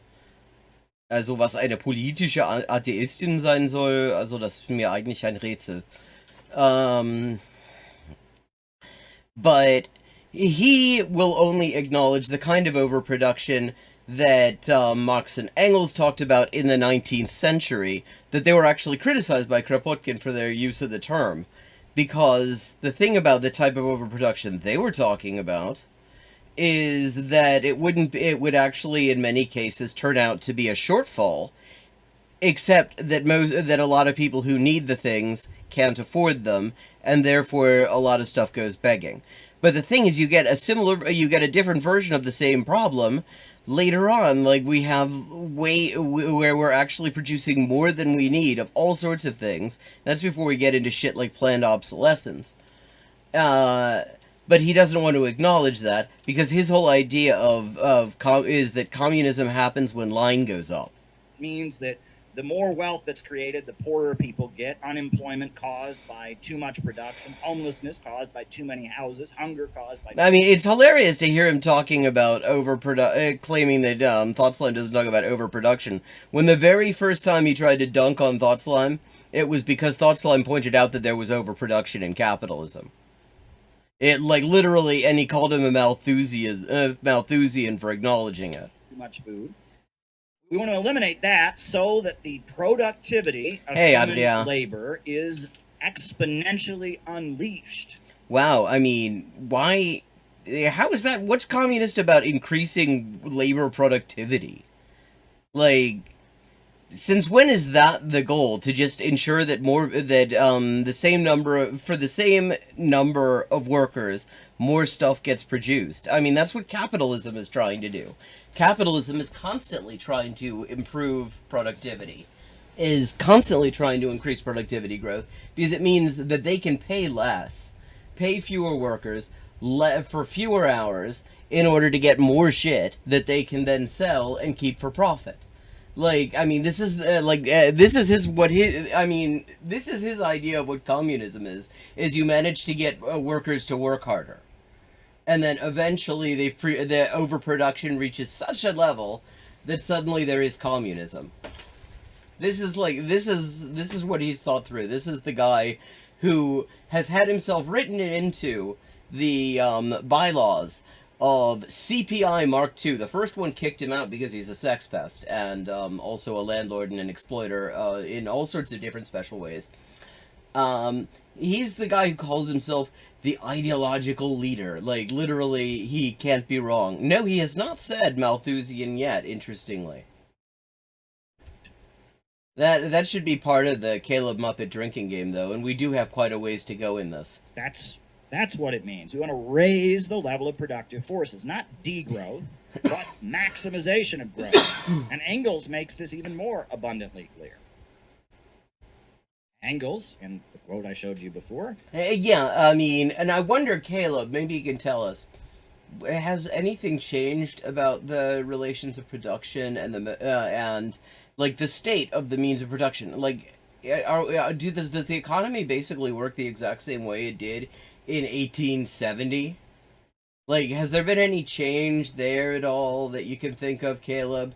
That you're just using? He's just fucking using what Marx and Engels said needed to happen in the economy as it existed right then, and just saying, okay, in 2023 nothing really changed, so we'll just do it exactly as they say, except not exactly, because literally what he's advocating, when he actually gets around to advocating anything, apart from, like, just to listen to him and that anyone who disagrees with him works for the CIA, is... like, yeah, all he wants is fucking FDR, weak piss social democracy. He's explaining what socialism is. He says, the socialized production upon a predetermined plan becomes henceforth possible. The development of production makes the existence of classes of society thenceforth an anachronism. In proportion as anarchy... And here's the part that actually completely screws him over further. I mean, what amazes me is he will actually read this. He thinks so little of his followers that he will read this out loud, even though it completely screws up everything he's trying to say. And social production vanishes, the political authority of the state. I mean, there is all sorts of great stuff. The thing about Caleb Muppet is he's an asshole. He's fash. He's trying to like start this little cult that plays both sides. But the thing is, he hangs out with a lot of just straight up Nazis. And his whole thing is to, like, create sort of this fake socialist cult. And he's, in addition, he's also a sex pest. And, I mean, just deeply creepy and dishonest asshole. But, yeah, I mean, he's also, because he takes himself so fucking seriously, despite being a fundamentally unserious person, there is a wealth of material to take the piss out of. State dies out, meaning that as... Yeah, the state dies out. That's kind of the point. Like, he's, like, attacking Thought Slime for saying that, you know, the state, for being against the state. And here's Engels saying that actually the minute the proletariat exists as the ruling class and production is socialized and under working class control, that the state's just is going to be a temporary welcome back, River Rune, a temporary thing, a temporary, it is not long for this earth the minute that happens. But to Caleb, it's a permanent thing, like the importance of growth, which is like a very specifically capitalist thing. Wealth is rationally planned and organized, and as we're producing so much wealth, the need for a state starts to fade away. Yeah, and here you are claiming that like the end-all be-all of socialism is when the state has an economic plan. Like Britain had for the fucking steel industry and the railways and the shipyards and the docks until like 1980. Like, by his definition, I mean, the wild thing about this is that he tries to claim that basically Thought Slime is a liberal. But when in fact when Caleb gets down to actually explaining what he means by communism, it turns out it's like it's basically Britain under Clem Attlee is what his definition of communism is, except more fascist. Because so much wealth is being produced. Man, at last, the master of his own form of social organization, becomes at the same time lord over nature, free. Now, what does that mean? Does that mean we all go back to nature and we stop like trying to have like these crazy authoritarian trains and like, I mean, it's just wild, this fucking tangent he's gone off on. Power plants and electricity, and we all just go back and live in the woods, and the world is back in abundance, and it's so beautiful because no one owns anything, and it's like spiritual, man. Like, I mean, the wild thing about this is all based on he's responding to like 2/3 of a clip in which Thought Slime is trying to explain what Dem Socks believe and why PragerU is lying about what Dem Socks are saying when they talk about socialism, and he just sort of out of nowhere decides that to just accuse everyone who isn't him of being a fucking anprim. Is that what it means? No. It means that with production organized rationally, without the anarchy of production, on a central plan, the level of wealth in society goes up so much that the need for coercion and authoritarianism fades away, and that human beings are so shielded from the chaos of nature, from the chaos of the market, from the irrationality, and that they are no longer master free. It is the exact opposite of what these scum at BreadTube want. Like, I mean, and here we go, because like literally the first time he's ever tried to substantiate any of the things that he claims that all the people that he groups into BreadTube, which most of them, I mean, like, I think most people who are definitely in whatever BreadTube is would disagree about. I mean, like, he throws Destiny in here, who's just fash. Like, I mean, he's a fucking white nationalist. He throws Vosh in there, despite the fact that, like, basically all of BreadTube kind of holds him in deserved contempt. I mean, but to say that they all want the exact same thing is, first of all, just nonsense. And second of all, to come up with this sort of weird, like, caricature of the ultimate of, like, anprim ideology. Yes, BreadTube has a headquarters, and it's probably in Langley. The BreadTubers are fascists. Based on what exactly? Like, you have just gotten done claiming, like, what the fuck is your definition of fascism at this point? Like, this guy hangs out with Alexander Dugin. Okay, he did a whole video, and we watched it on this stream, talking about how defending his decision to share a platform with literal neo-Nazis at the White Rage Against the War Machine rally that was called by neo-Nazis and the Libertarian Party, which is made up of people who are just happy to hang around neo-Nazis. Like, and so now his definition of fascists, like, what the hell? I mean, Fascism is an attempt to save the capitalist mode of production. You mean sort of like when you talk about how actually communism is when growth? That sounds like that you're doing. I mean, because even if what this jabroni is saying, even with what your man is saying, were even the slightest bit true as to what BreadTube's hive mind thinks, it would still be like the exact opposite of preserving the capitalist mode of production, because then they would be amprims, and the thing about being amprims is you can't really... I mean, I have all sorts of... I'm not a fan.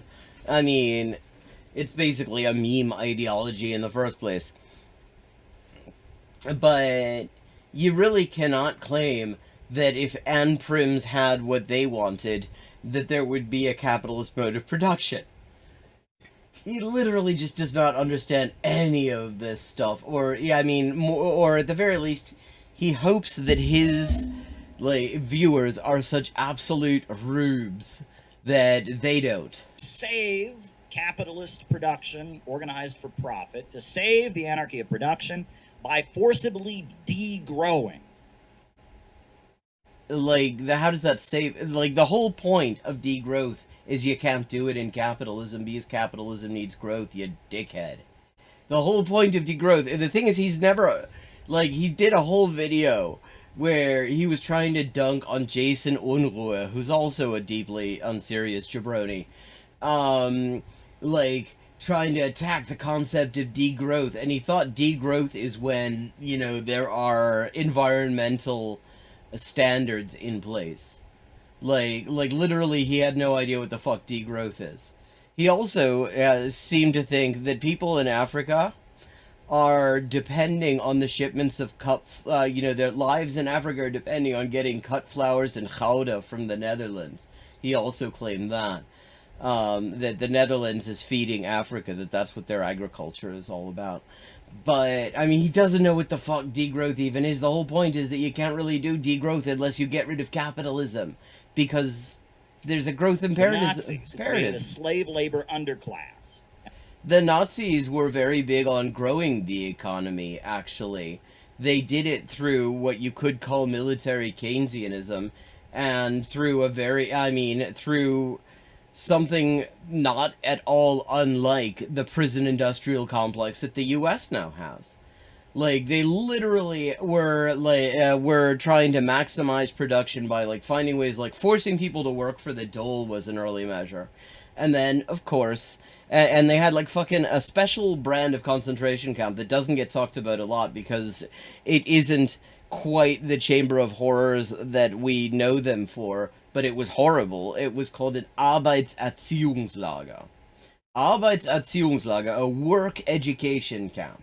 And the point of it was, if somebody was showing up late to work, if they were giving back chat to their boss, if they were if they were skiving or something like that, or just generally being a bad employee, the boss could call the fucking Gestapo, say, yeah, this guy needs some re-education, and they would send them to this fucking camp. Because the Nazis were actually very big on increasing the productivity of labor. They were very big on growing the economy, and they wanted to do it totally at the workers' expense. And one of the most effective ways to do it at the workers' expense is if you're not paying the fucking workers at all because you've incarcerated them and you can just make them work at fucking gunpoint. Which is exactly what they did. I mean, the idea that the Nazis were into degrowth, what's the idea that they were hoping that the Allies would bomb the economy to shit? And rented them out to private corporations, broke the labor movement, put them all in concentration camps, spent huge amounts on the military. Nee. Erstens muss ich mal sagen, der hier ist nicht links. Der ist ein Nazi. Der ist rechts. Also, was ich hier kritisiere, ist die Reaktion. In order to try and save capitalism. Fascism is degrowth economics. No, it fucking isn't.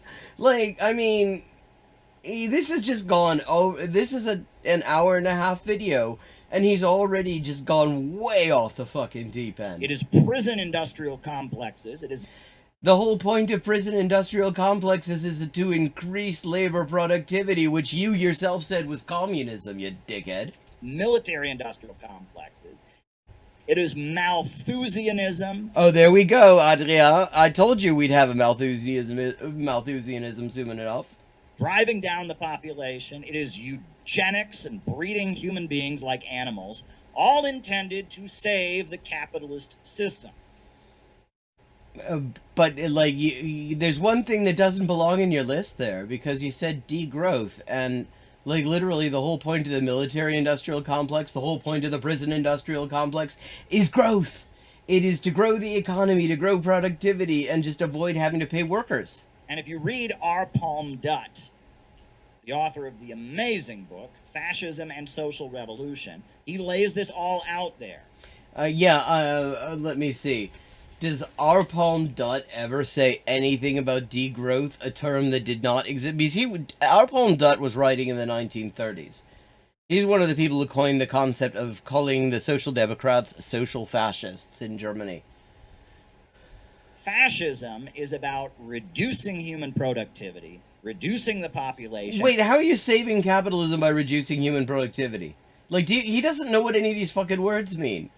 Like, productivity refers to the amount of output per hour per person working. That's what you're talking about with productivity. And fascism's trying to increase it. Fascism was all about speed-ups. And degrowing and preparing for an all-out, ugly, destructive war in order to save capitalism. And that is what... How are you going to do degrowth and war preparations? War preparations require a whole lot of economic activity. Red tube crowd want. I'm sure. I mean, this is what we got 1 hour, 39 minutes, 57 seconds total in this video. We were only 20 minutes in, so I'm sure he's going to give us something more than like 15 seconds of Thought Slime explaining what Dem Socks think socialism means to substantiate these claims. They want to drive down the population. They want degrowth and forcible impoverishment of people in the Western countries as well as in the Third World. They want to prepare for an all-out war against Russia and China. They are... You gonna, like, give us anything? This is, like... Degrowth fascists, not communists. And that needs to be understood.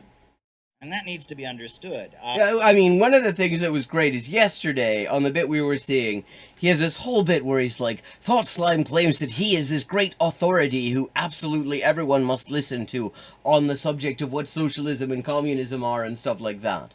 Which is so hilarious because that it was just such a self-own. Because the thing is, Thought Slime, of course, anyone, and I think most people in chat are familiar, he's very, very careful. He never says that. He always just says he's just some dickhead who's talking about these things. And he should not be accorded particular weight.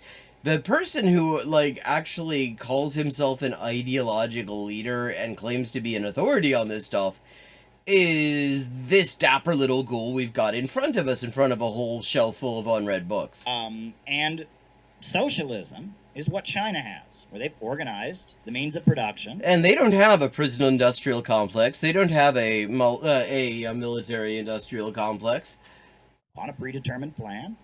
They control the means of production. Well, I mean, except for the stuff that is directly controlled by the capitalist class, which he's got another video on why it's socialist to have a capitalist class. Revolutionary organization that has 90 million members, the Chinese Communist Party, controls the means of production and has used it to raise society up.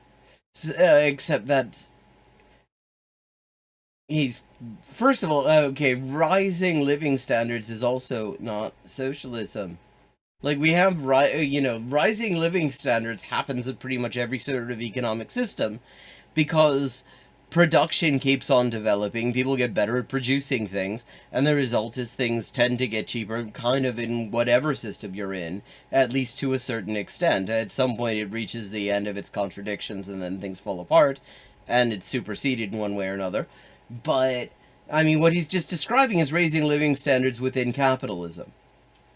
Raise millions of people out of poverty. Like, China is literally, I mean, he's sitting here talking about these jabronis think that socialism is an employee stock option benefit program. I'm not going to show you any proof of it, but that's what they think.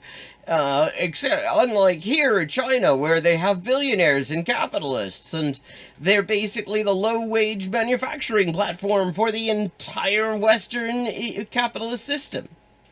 And build a modern country in what was once the playground of Wall Street and London. It still is the playground of Wall Street and the City of London. This tool does not understand that there is London and there is the City of London, and they're not the same fucking geographical and political entity. Socialism is what we've seen in Vietnam, Nicaragua, Cuba, Venezuela. Many countries have... I mean, Venezuela at best has been social democracy. Seen the great benefits of socialist central planning. Gaddafi's Libya. And Gaddafi's closest political ally at the time of the NATO aggression against Libya was Tony Blair. In fact, one of the interesting things that came out of the WikiLeaks cables was how Gaddafi, who had been very quick to sort of join in the U.S. war against the Middle East, and make Libya available as a platform for for the U.S. to torture people. He, shortly before the invasion, had been making arrangements with the U.S. Department of Commerce to have some of their advisors come in to help him reform the financial system along neoliberal lines. In fact, a lot of the protests that were happening before the U.S. and NATO went in and just destroyed the place were over this neoliberal turn in Libya.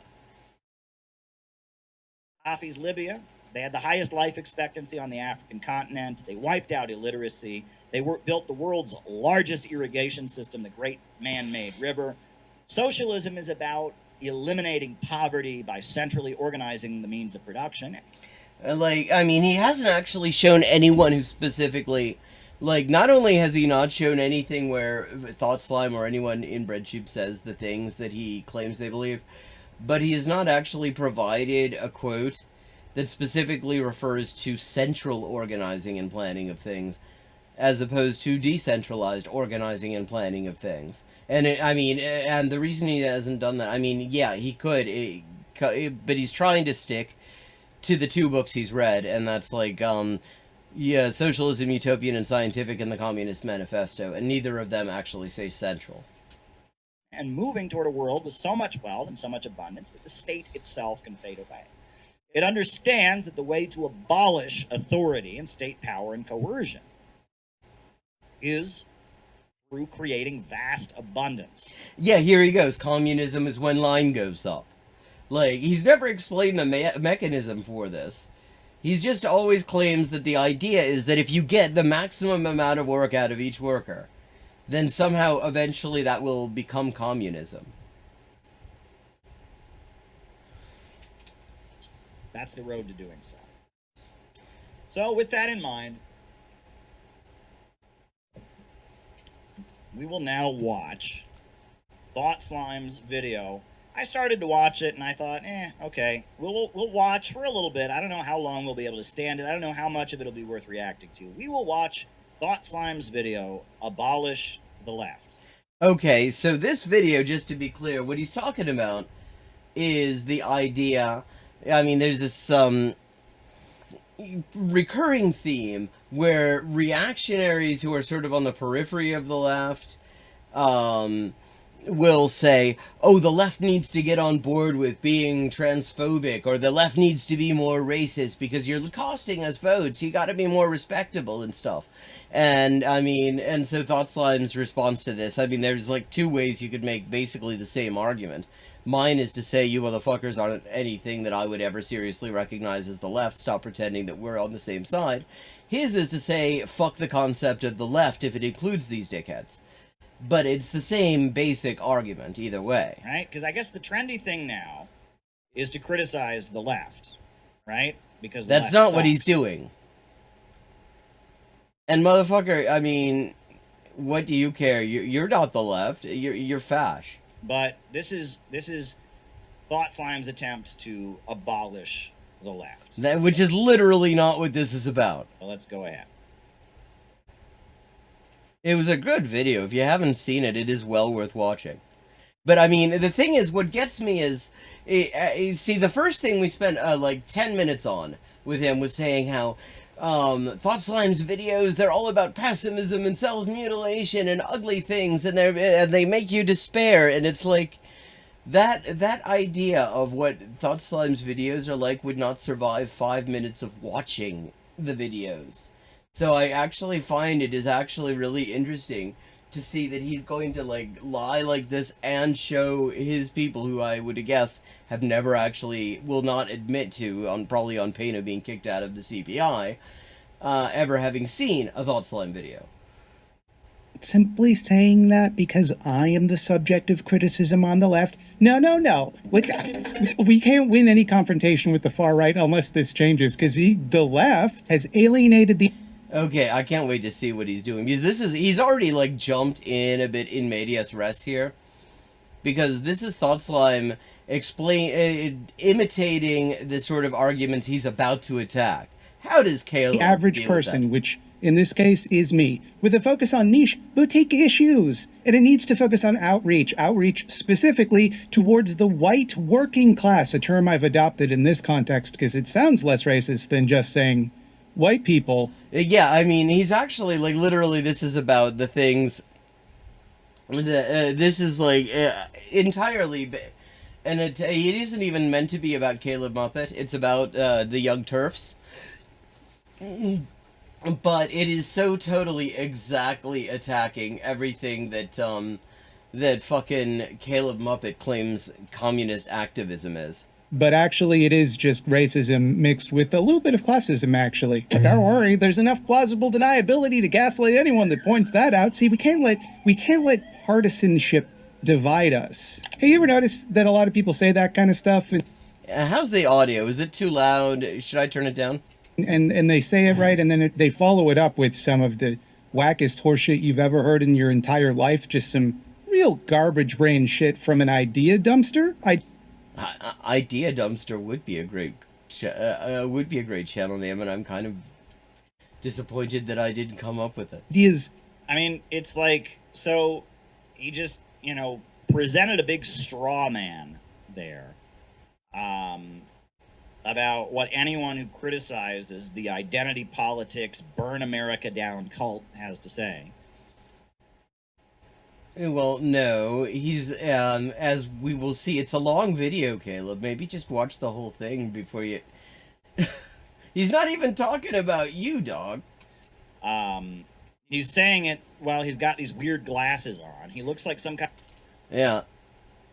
Das Video heißt Abolish the Left von Thought Slime. Kind of demented lesbian secretary from 1960.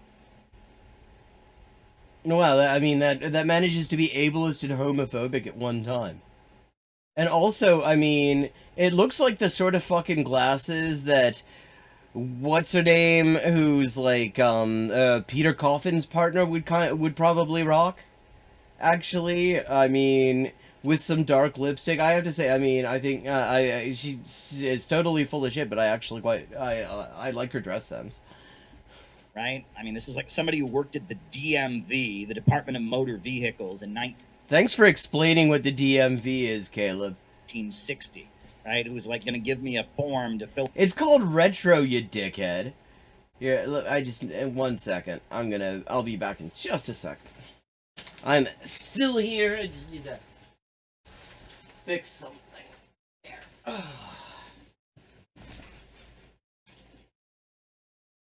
Fill out my application to get a driver's license. I mean, this is just the glasses, the snide tone of voice, everything about this person is unbelievable. But this is who.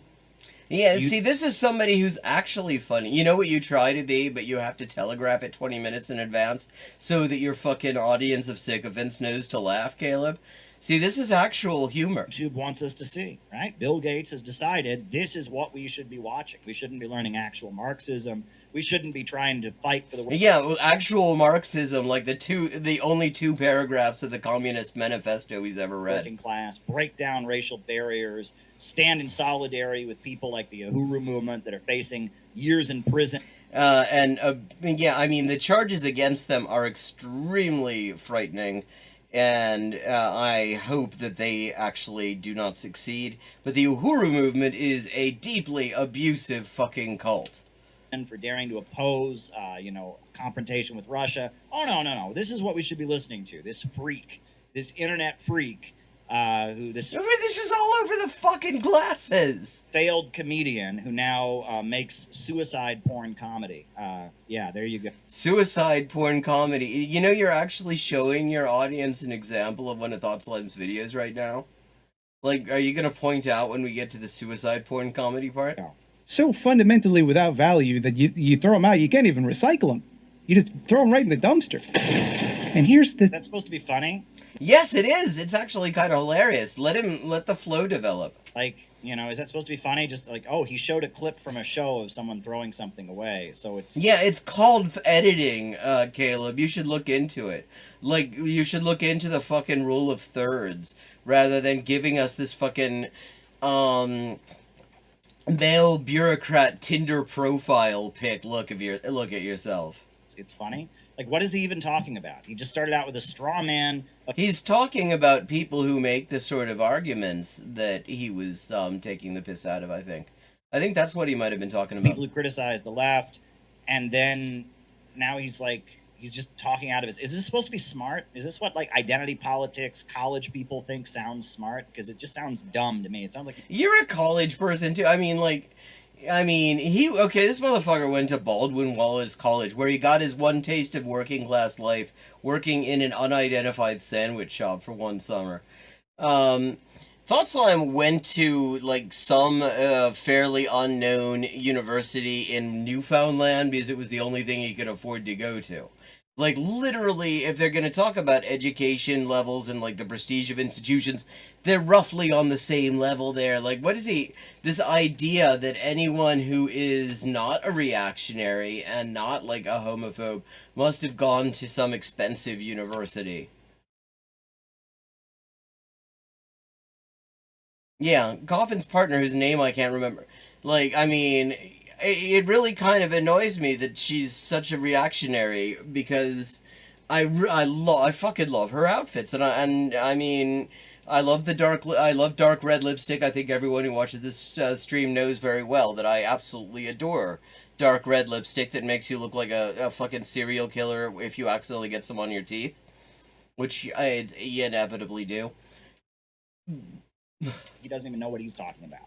Thing about the left. Can we talk for a minute about the left, please? Why is nobody talking about the left? Everyone talks about the left all the time. He's taking the piss out of... This is what he's taking the piss out of, Caleb. There's something I simply must say about the left. My thought on the subject is... Fuck the left. I would agree. Don't care. Yeah, except not in the way... Yeah, I don't think... Fucking hell, that is actually, like... It is hard to compute how fucked up that is. Because the thing is, you're literally... Of course, fuck the left is what, a Nazbol like Caleb would say. But he means it in a very different way. Like, the best production values Caleb ever had in a video was the one where he decided to talk about how all the members of CPI Mark I, when they kicked him out of the organization he started, his own cult, talked about all the creepy, fucked up, sex-pesty, exploitative shit he was doing. And he had actual production values for the first time in any video he's ever made. About the left, I don't owe it my loyalty, neither do you. The I would agree. left isn't anything. It's not a group of people. It's not a tendency. It's not an ideology. The left is not even like a coherent set of goals or policies. Well, I mean, I would say, and see, this is where I kind of disagree. I think that I think with terms like the left, you know, there are ways to define it that just obfuscate, and there are ways to define it that are actually clarifying. And the way I see it, when there is a potentially clarifying definition that can actually draw a line that is useful, then I use it. So, like, for example, when I talk about the left, I would not include a jabroni like Caleb Maupin, because he's not anti-capitalist. He's fascist. He hangs out with all kinds of fascists. His ideology, he basically thinks fascism is communism, or at the very least, wants his disciples to think that. To me, for something to qualify as left, it has to be revolutionary anti-capitalism. So I would include, so basically like anarchists of various sorts and communists. Basically that's it. I mean, if you're not looking to abolish capitalism, then I wouldn't really consider you the left. You might be, you know, left-leaning in some cases, or left of some other jabronis or something like that. But I wouldn't see. So I define. See, the way he does it is to just say "fuck the term," and I can understand that approach as well. He's like because it amounts to the same thing. It used to be. The terms left and right started during the French Revolution. After the king was overthrown, they created a national assembly, and the people who were still loyal to the king sat on. We all know this, Caleb. Like, this isn't a flex. Everybody fucking knows that the terms came from the National Assembly in France. The right, and those who wanted to march into the future sat on the left, and leftism became identified with those who called themselves revolutionary, wanted to create a more egalitarian society. Yes, but we've been, I mean, once again, I have to ask, has there been any water passed under the bridge since the French Revolution? Like, maybe there's been some development in how the term is used, to the extent that a lot of people who are not in the least bit revolutionary, who are the most annoying, useless libs imaginable, also use the term, and in fact, like, sort of claim the right to claim themselves like the only people who the term applies to. Like, I mean, like Jen Guigor, for example, and Anna Transphobian. And for a long time, it was pretty clear the people with the red flags, socialists, anarchists, and communists, were the left. I mean, and I will say, again, that's basically, that's my definition now. Because the thing is, terms, when there are different possible definitions of terms, and there's some utility to one definition, my tendency is to just use a definition that I think is useful. Now, I would agree it's gotten all muddled up because of people like this creep. I mean, it's just so funny to hear this guy call anyone a creep when he's got a 2-hour video explaining why, yes, he was manipulating young women, some of whom he had deliberately put into extremely vulnerable situations of dependency on him, into giving him sexual favors. Oh, and he's gonna call other motherfuckers a creep. I mean, that's rich.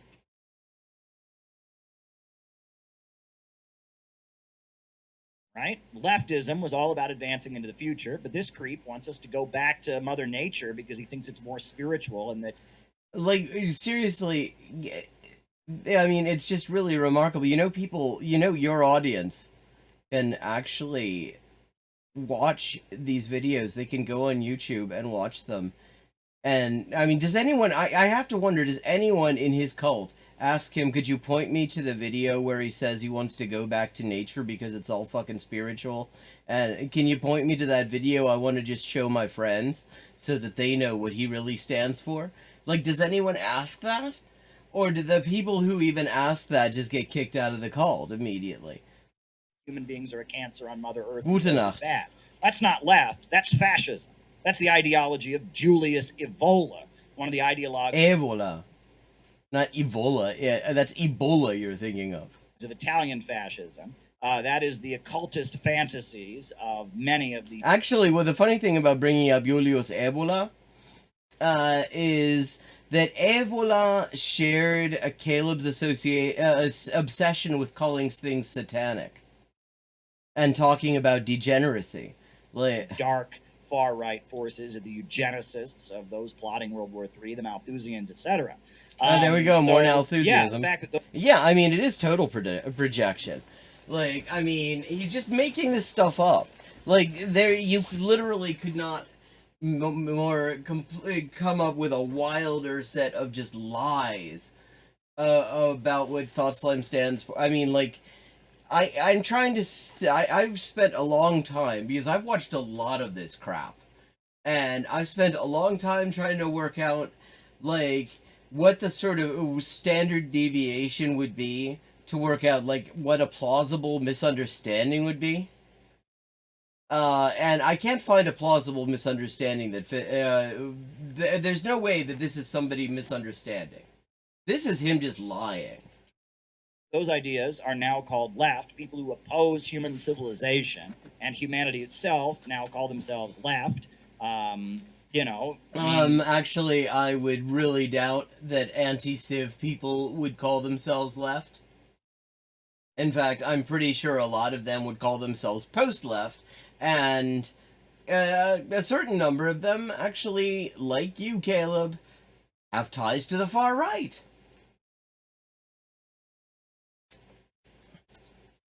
At this point, yes. Like, I mean, which is it, incidentally? Which is it? Like, is he an Anprim? Or is he into worker co-ops and stock options? Because last I checked, Anprims, like, their definition of civilization probably includes, like, fucking worker co-ops and stock options. Like, I don't think you find many Anprims who are saying, we want to go back to nature and have no civilization, except for worker co-ops with stock option programs. No coherent definition, and so I don't feel particularly loyal to the left. Well, there's an understatement. Yeah, I've noticed that you're not particularly loyal to the left. You're pretty loyal. It's interesting. You do an amazing job, though, of finding the far right and associating with it. But the reason for that is because creeps like this have suddenly become the voice of the so-called left. So I don't understand why he's complaining. You know, it's because of people like him. Well, maybe you got the video all queued up. Maybe if you watch the video, we'll find out what he's actually complaining about. I don't feel safe going to leftist gatherings. Oh, well, it's good that he doesn't. He shouldn't be at them.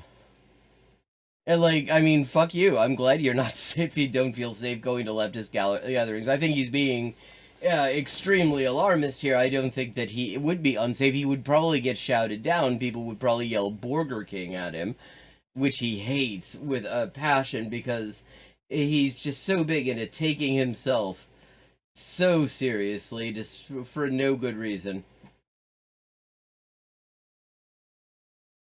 But, I mean, yeah, like, this idea that he is, like, the most endangered person, it is so wild. Like, I mean, in that same video, which probably, yes, Peter Coffin was the one who edited that thing, I mean, he goes from saying, yeah, I mean, just because I hang out with, like, Dugin, people call me a Duginist. And then, like, 20 minutes later, he's like, yeah, when they killed Daria Dugina, Dugin's daughter, they did it to send a message to me. And it's like, they don't even know who the fuck you are. But you gotta choose. Burger King. Even though I've been arrested protesting police brutality. Yeah, actually, this is the first time he's ever claimed to have been arrested doing it. I mean, but he's talking about some shit that happened in, like, 2008. Even though I was prominent in Occupy Wall Street. No, you fucking weren't prominent. I mean, and what gets me, again, is that he will actually show you he's lying. And still insist that he's not. Like, he was, in no way was this motherfucker prominent in Occupy Wall Street. Although, of course, like, there's no bigger tell of a grifter than when they claim that they were important at Occupy. But, I mean, if you look at the video of this speech that he takes such great credit for having done. It turns out nobody's listening to him. They're checking their phones. Nobody gave a fuck. He was just standing on a street, shouting into a megaphone, and people were ignoring him. Creeps like him control the left and use violence to try and suppress people like me. So I don't understand. It's funny because he just said people like me. If you look at the people who leftists use physical force to defend their communities from, I mean, they're literal Nazis who run around with guns and like to beat up marginalized people. And he looks at those people and he says, "Wow, those are my kin. They're people like me," he says.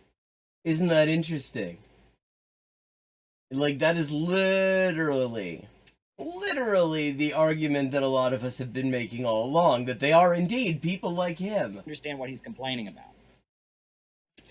Does not exist, aside from as a rhetorical device used to mean anybody who considers themselves on the left, or anybody who considers themselves on the left would consider to be their pals, their buddies. There is no... Well, there is a mob of people that want to drive Donald Trump out of office, that Donald Trump is not in office right now. You realize that, I mean, it's easy not to notice that. It's easy not to notice that because all of his worst policies have been continued. And many of them have gotten considerably worse in the interim. But Donald Trump is not actually in office right now. Burn down cities, that try to shut down right-wing speakers. I mean, yeah, fuck them. That try to get college professors fired if they don't agree about the transgender thing. Oh, this is where he's decided to sort of throw in his lot with fucking Jordan Peterson.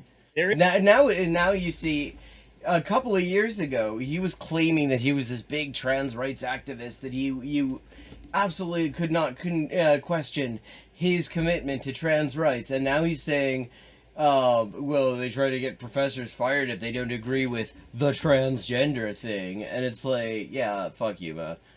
Fuck you. There is a mob of very hateful adolescents who are... It's funny, because, adolescence is literally who he targets.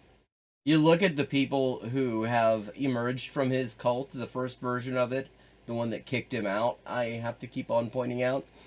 And, I mean, the one common thread is that barely any of them are 20. Barely any of them have actually reached the age of 20. They're all naive young people who are really keen to get involved and have no real idea exactly what they're getting involved in.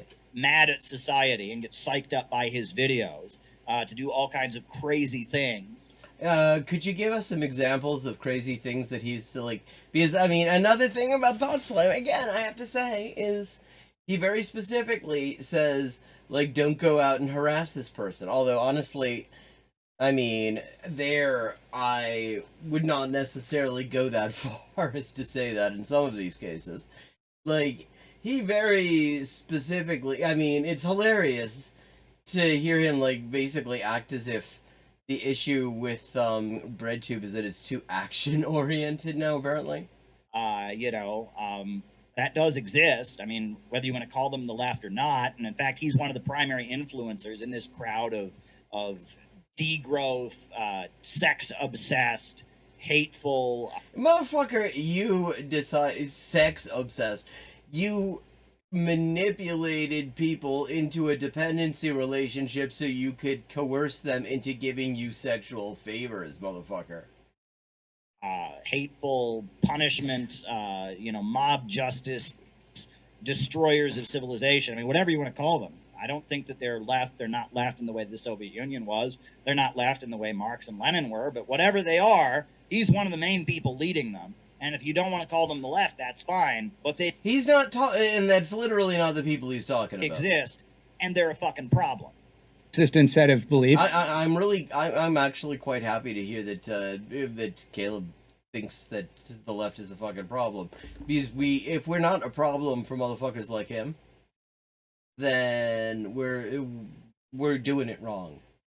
That unites people. We should always be on guard for any situation where what we do would make somebody like him feel comfortable, because that means we're fucking up. On the left, no economic theory, no social policy, no guiding principle. You'll hear the term used to describe everything from hardcore anarchist revolutionaries to neoliberal ghouls who at least don't actively seem to want to feed gay people into a wood chipper right now, and like everything in between that too. And perceptive. Yeah, notice he actually just called himself a pseudo-left grifter, jokingly.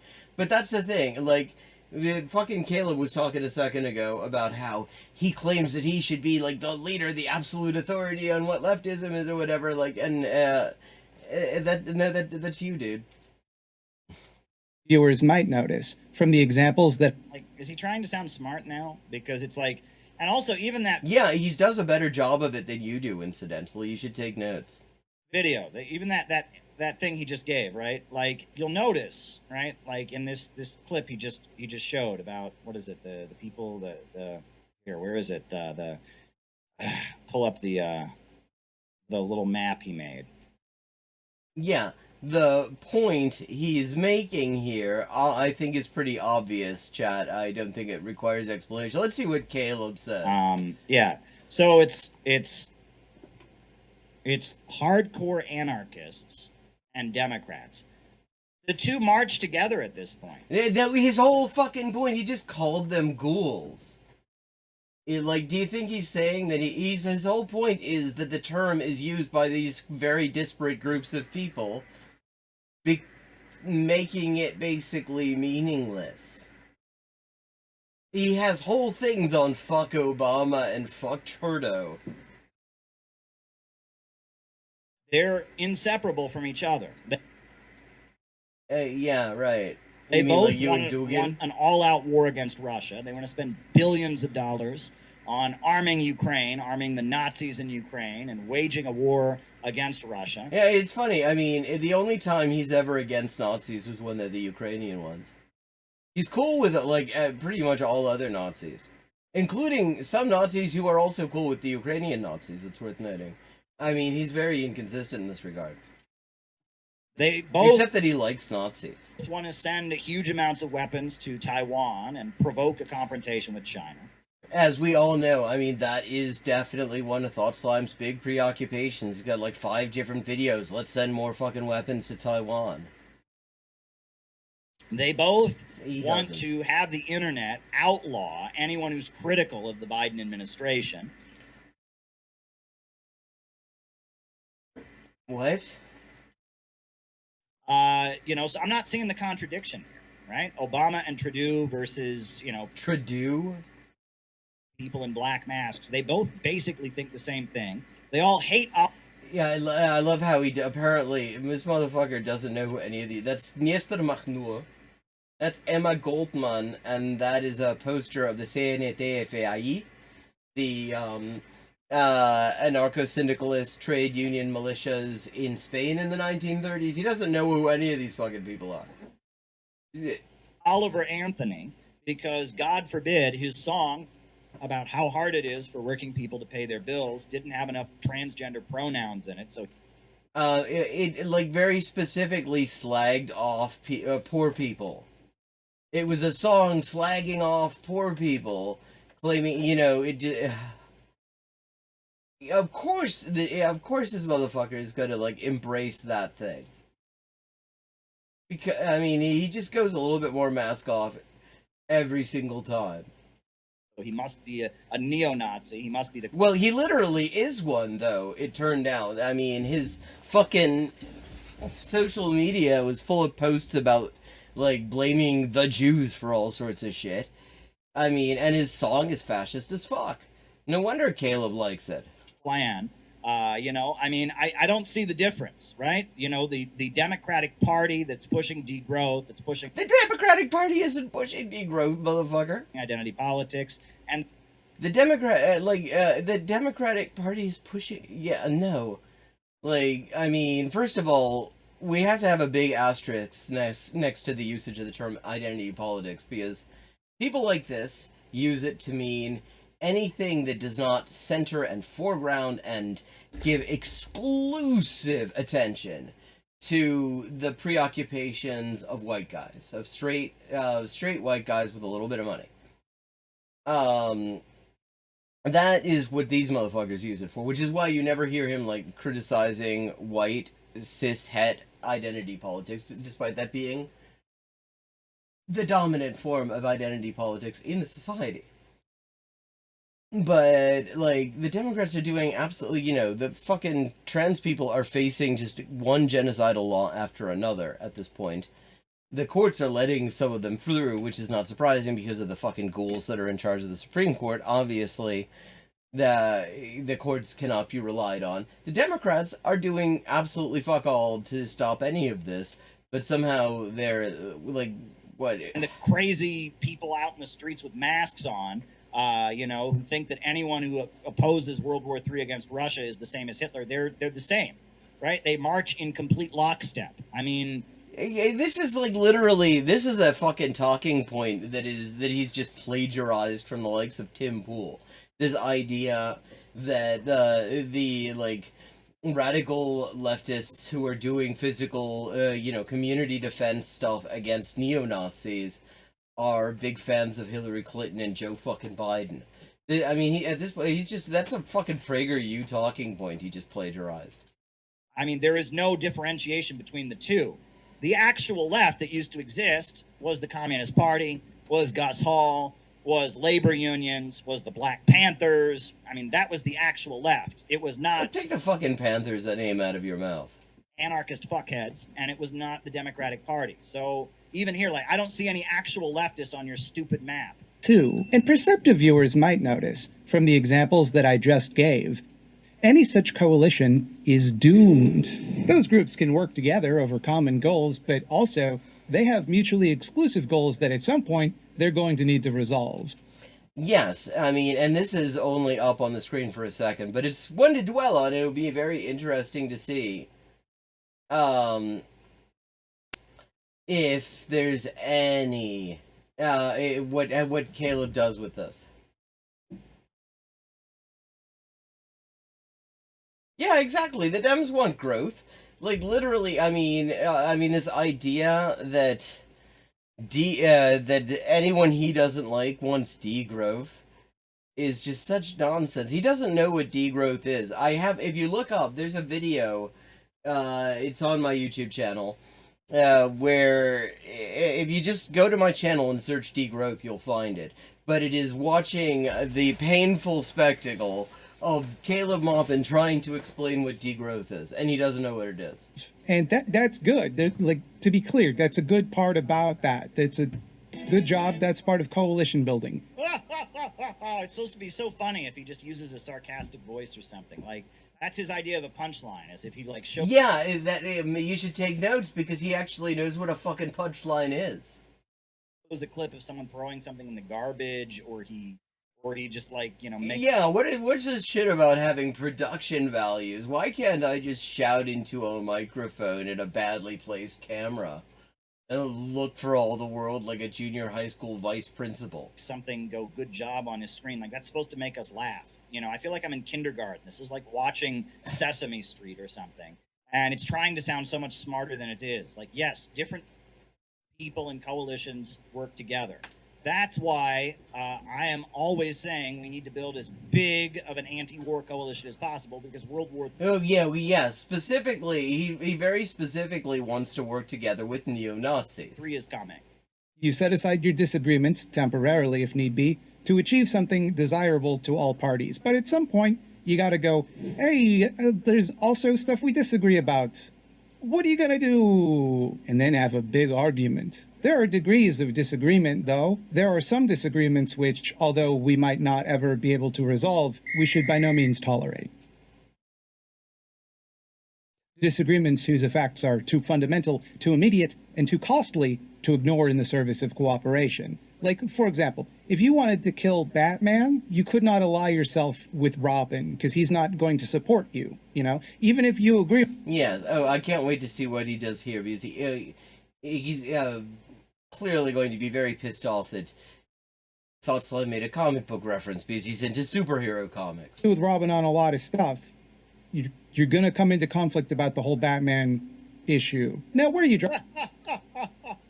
You speaking with a sarcastic voice. It's just so funny. I'm just dying laughing here. Hey, that's literally what you're doing, motherfucker. That's literally you're speaking. That's literally what you're doing. I mean, it's just like, and what does that even mean? Like, I mean, you couldn't align with Robin because you wanted to kill Batman. Well, what if, like... Well, what that means is that Robin definitely would not be on side with the killing of the Batman because Robin's a good friend of Batman's. There's a fundamental disagreement. That's what it means. That isn't actually all that hard. So what you're saying is you feel like you're in kindergarten because of how simple the explanations are, and yet you still don't understand.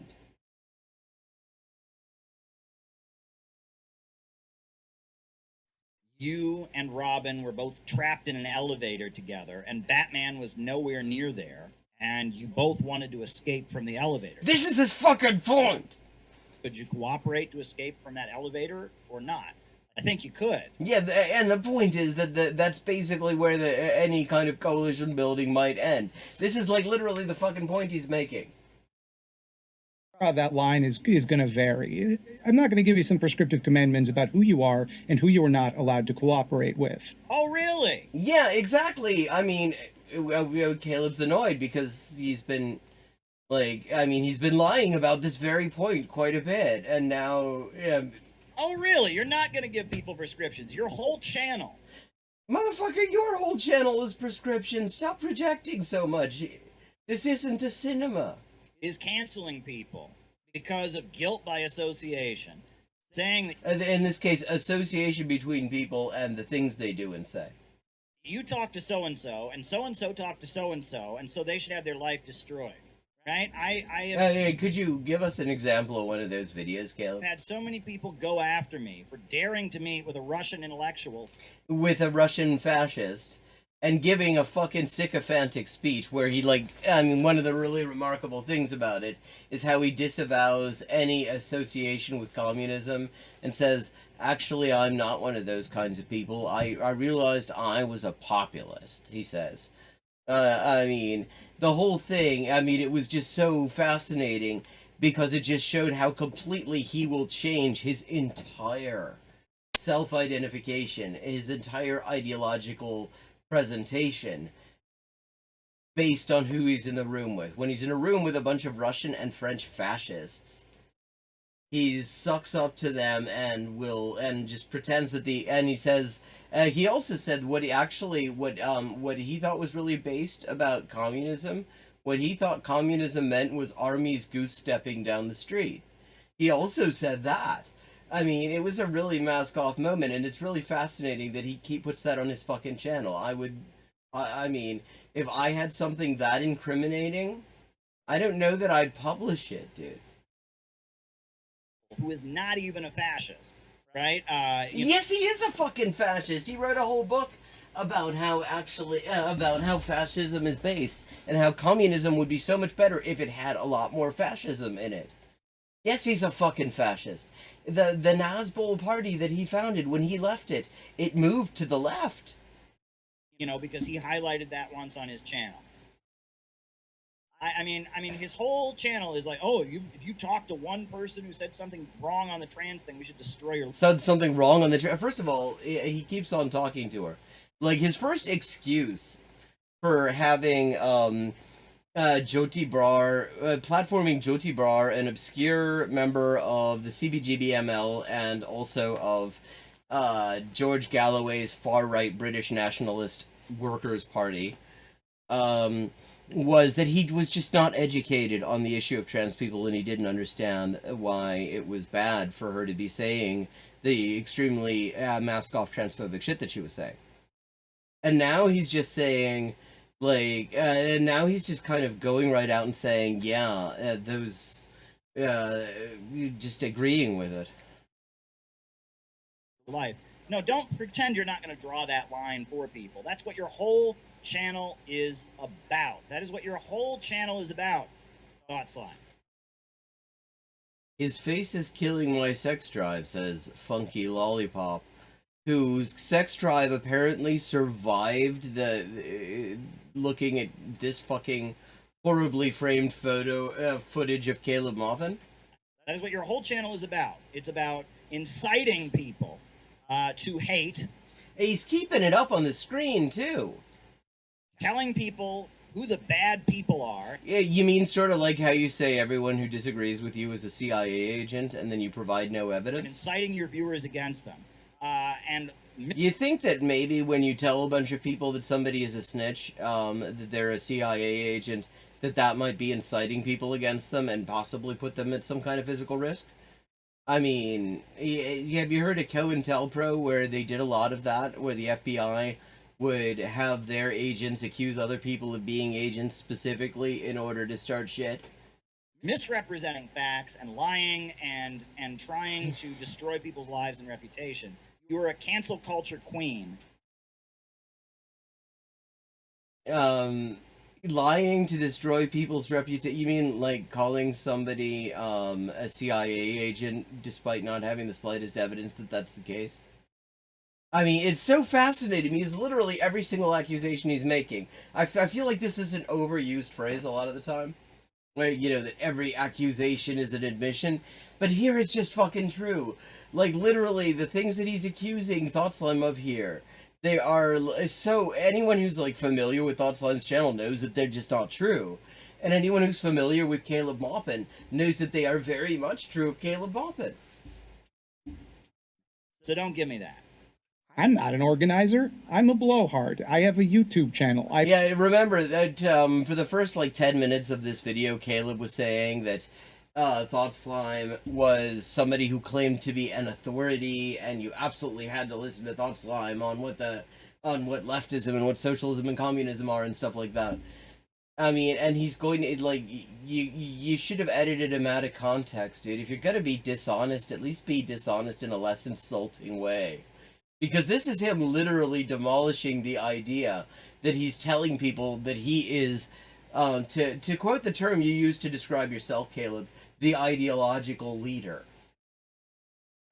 Yeah, so why don't you shut the fuck up and let those of us who actually believe in socialism and actually want to stop World War III actually organize and try, instead of trying to work with the state to incite violence against them. I am the least... The state is supporting your asses. ...entitled person to an opinion on anything. That's... Yet, except you're blasted all over the internet because people actually, despite the algorithm, despite the fact that he has actually had his videos taken down because he's been mass reported by Nazis, people like what he has to say. It's enjoyable to listen to him as well. You could take a few notes, and I'm glad.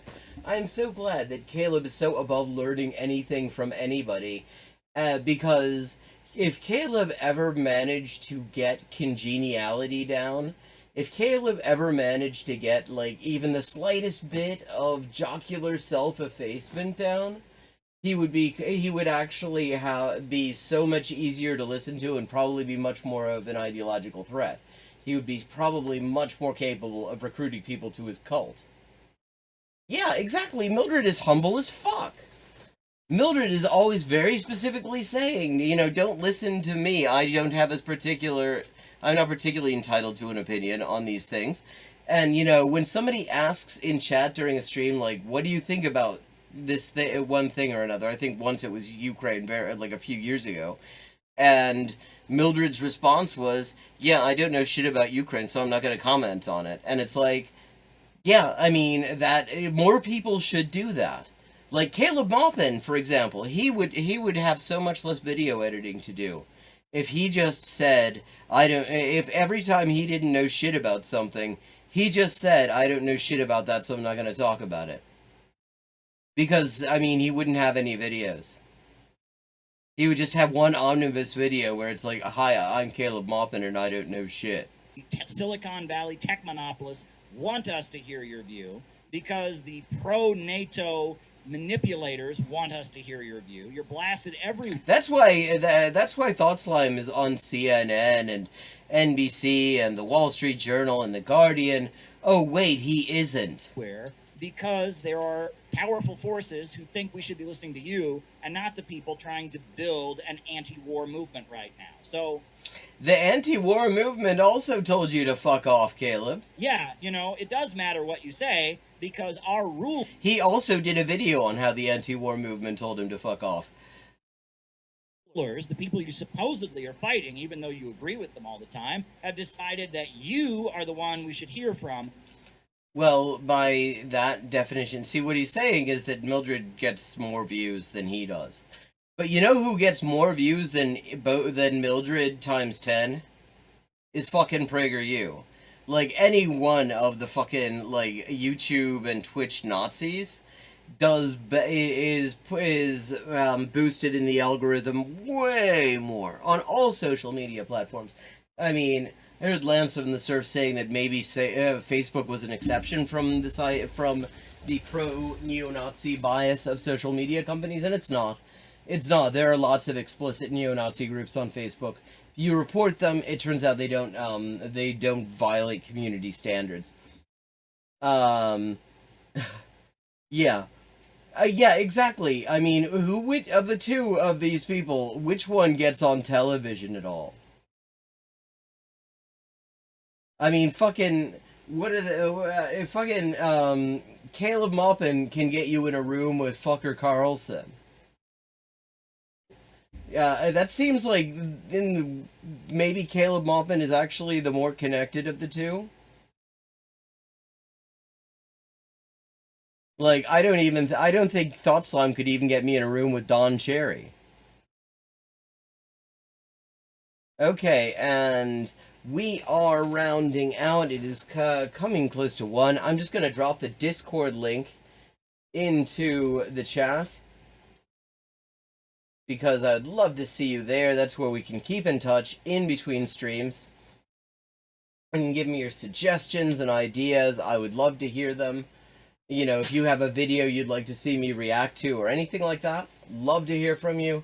That's where you can find me. And let me just say, if you're enjoying this stream, please consider supporting me on my Patreon as well. I have, at this point, more or less fully funded the costs of the Colin translation project that I'm working on. If you go to the Patreon, you will find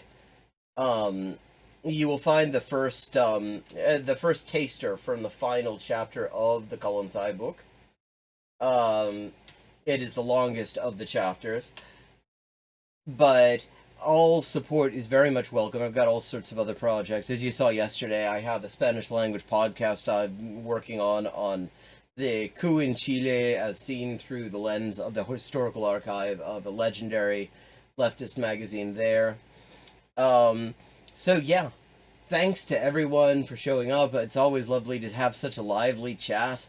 I hope you enjoyed it, and I look forward to seeing you Friday night. Or in the Discord sooner. Hello, River Rune. I see you joined. Welcome. Okay, and with that, it is time for me to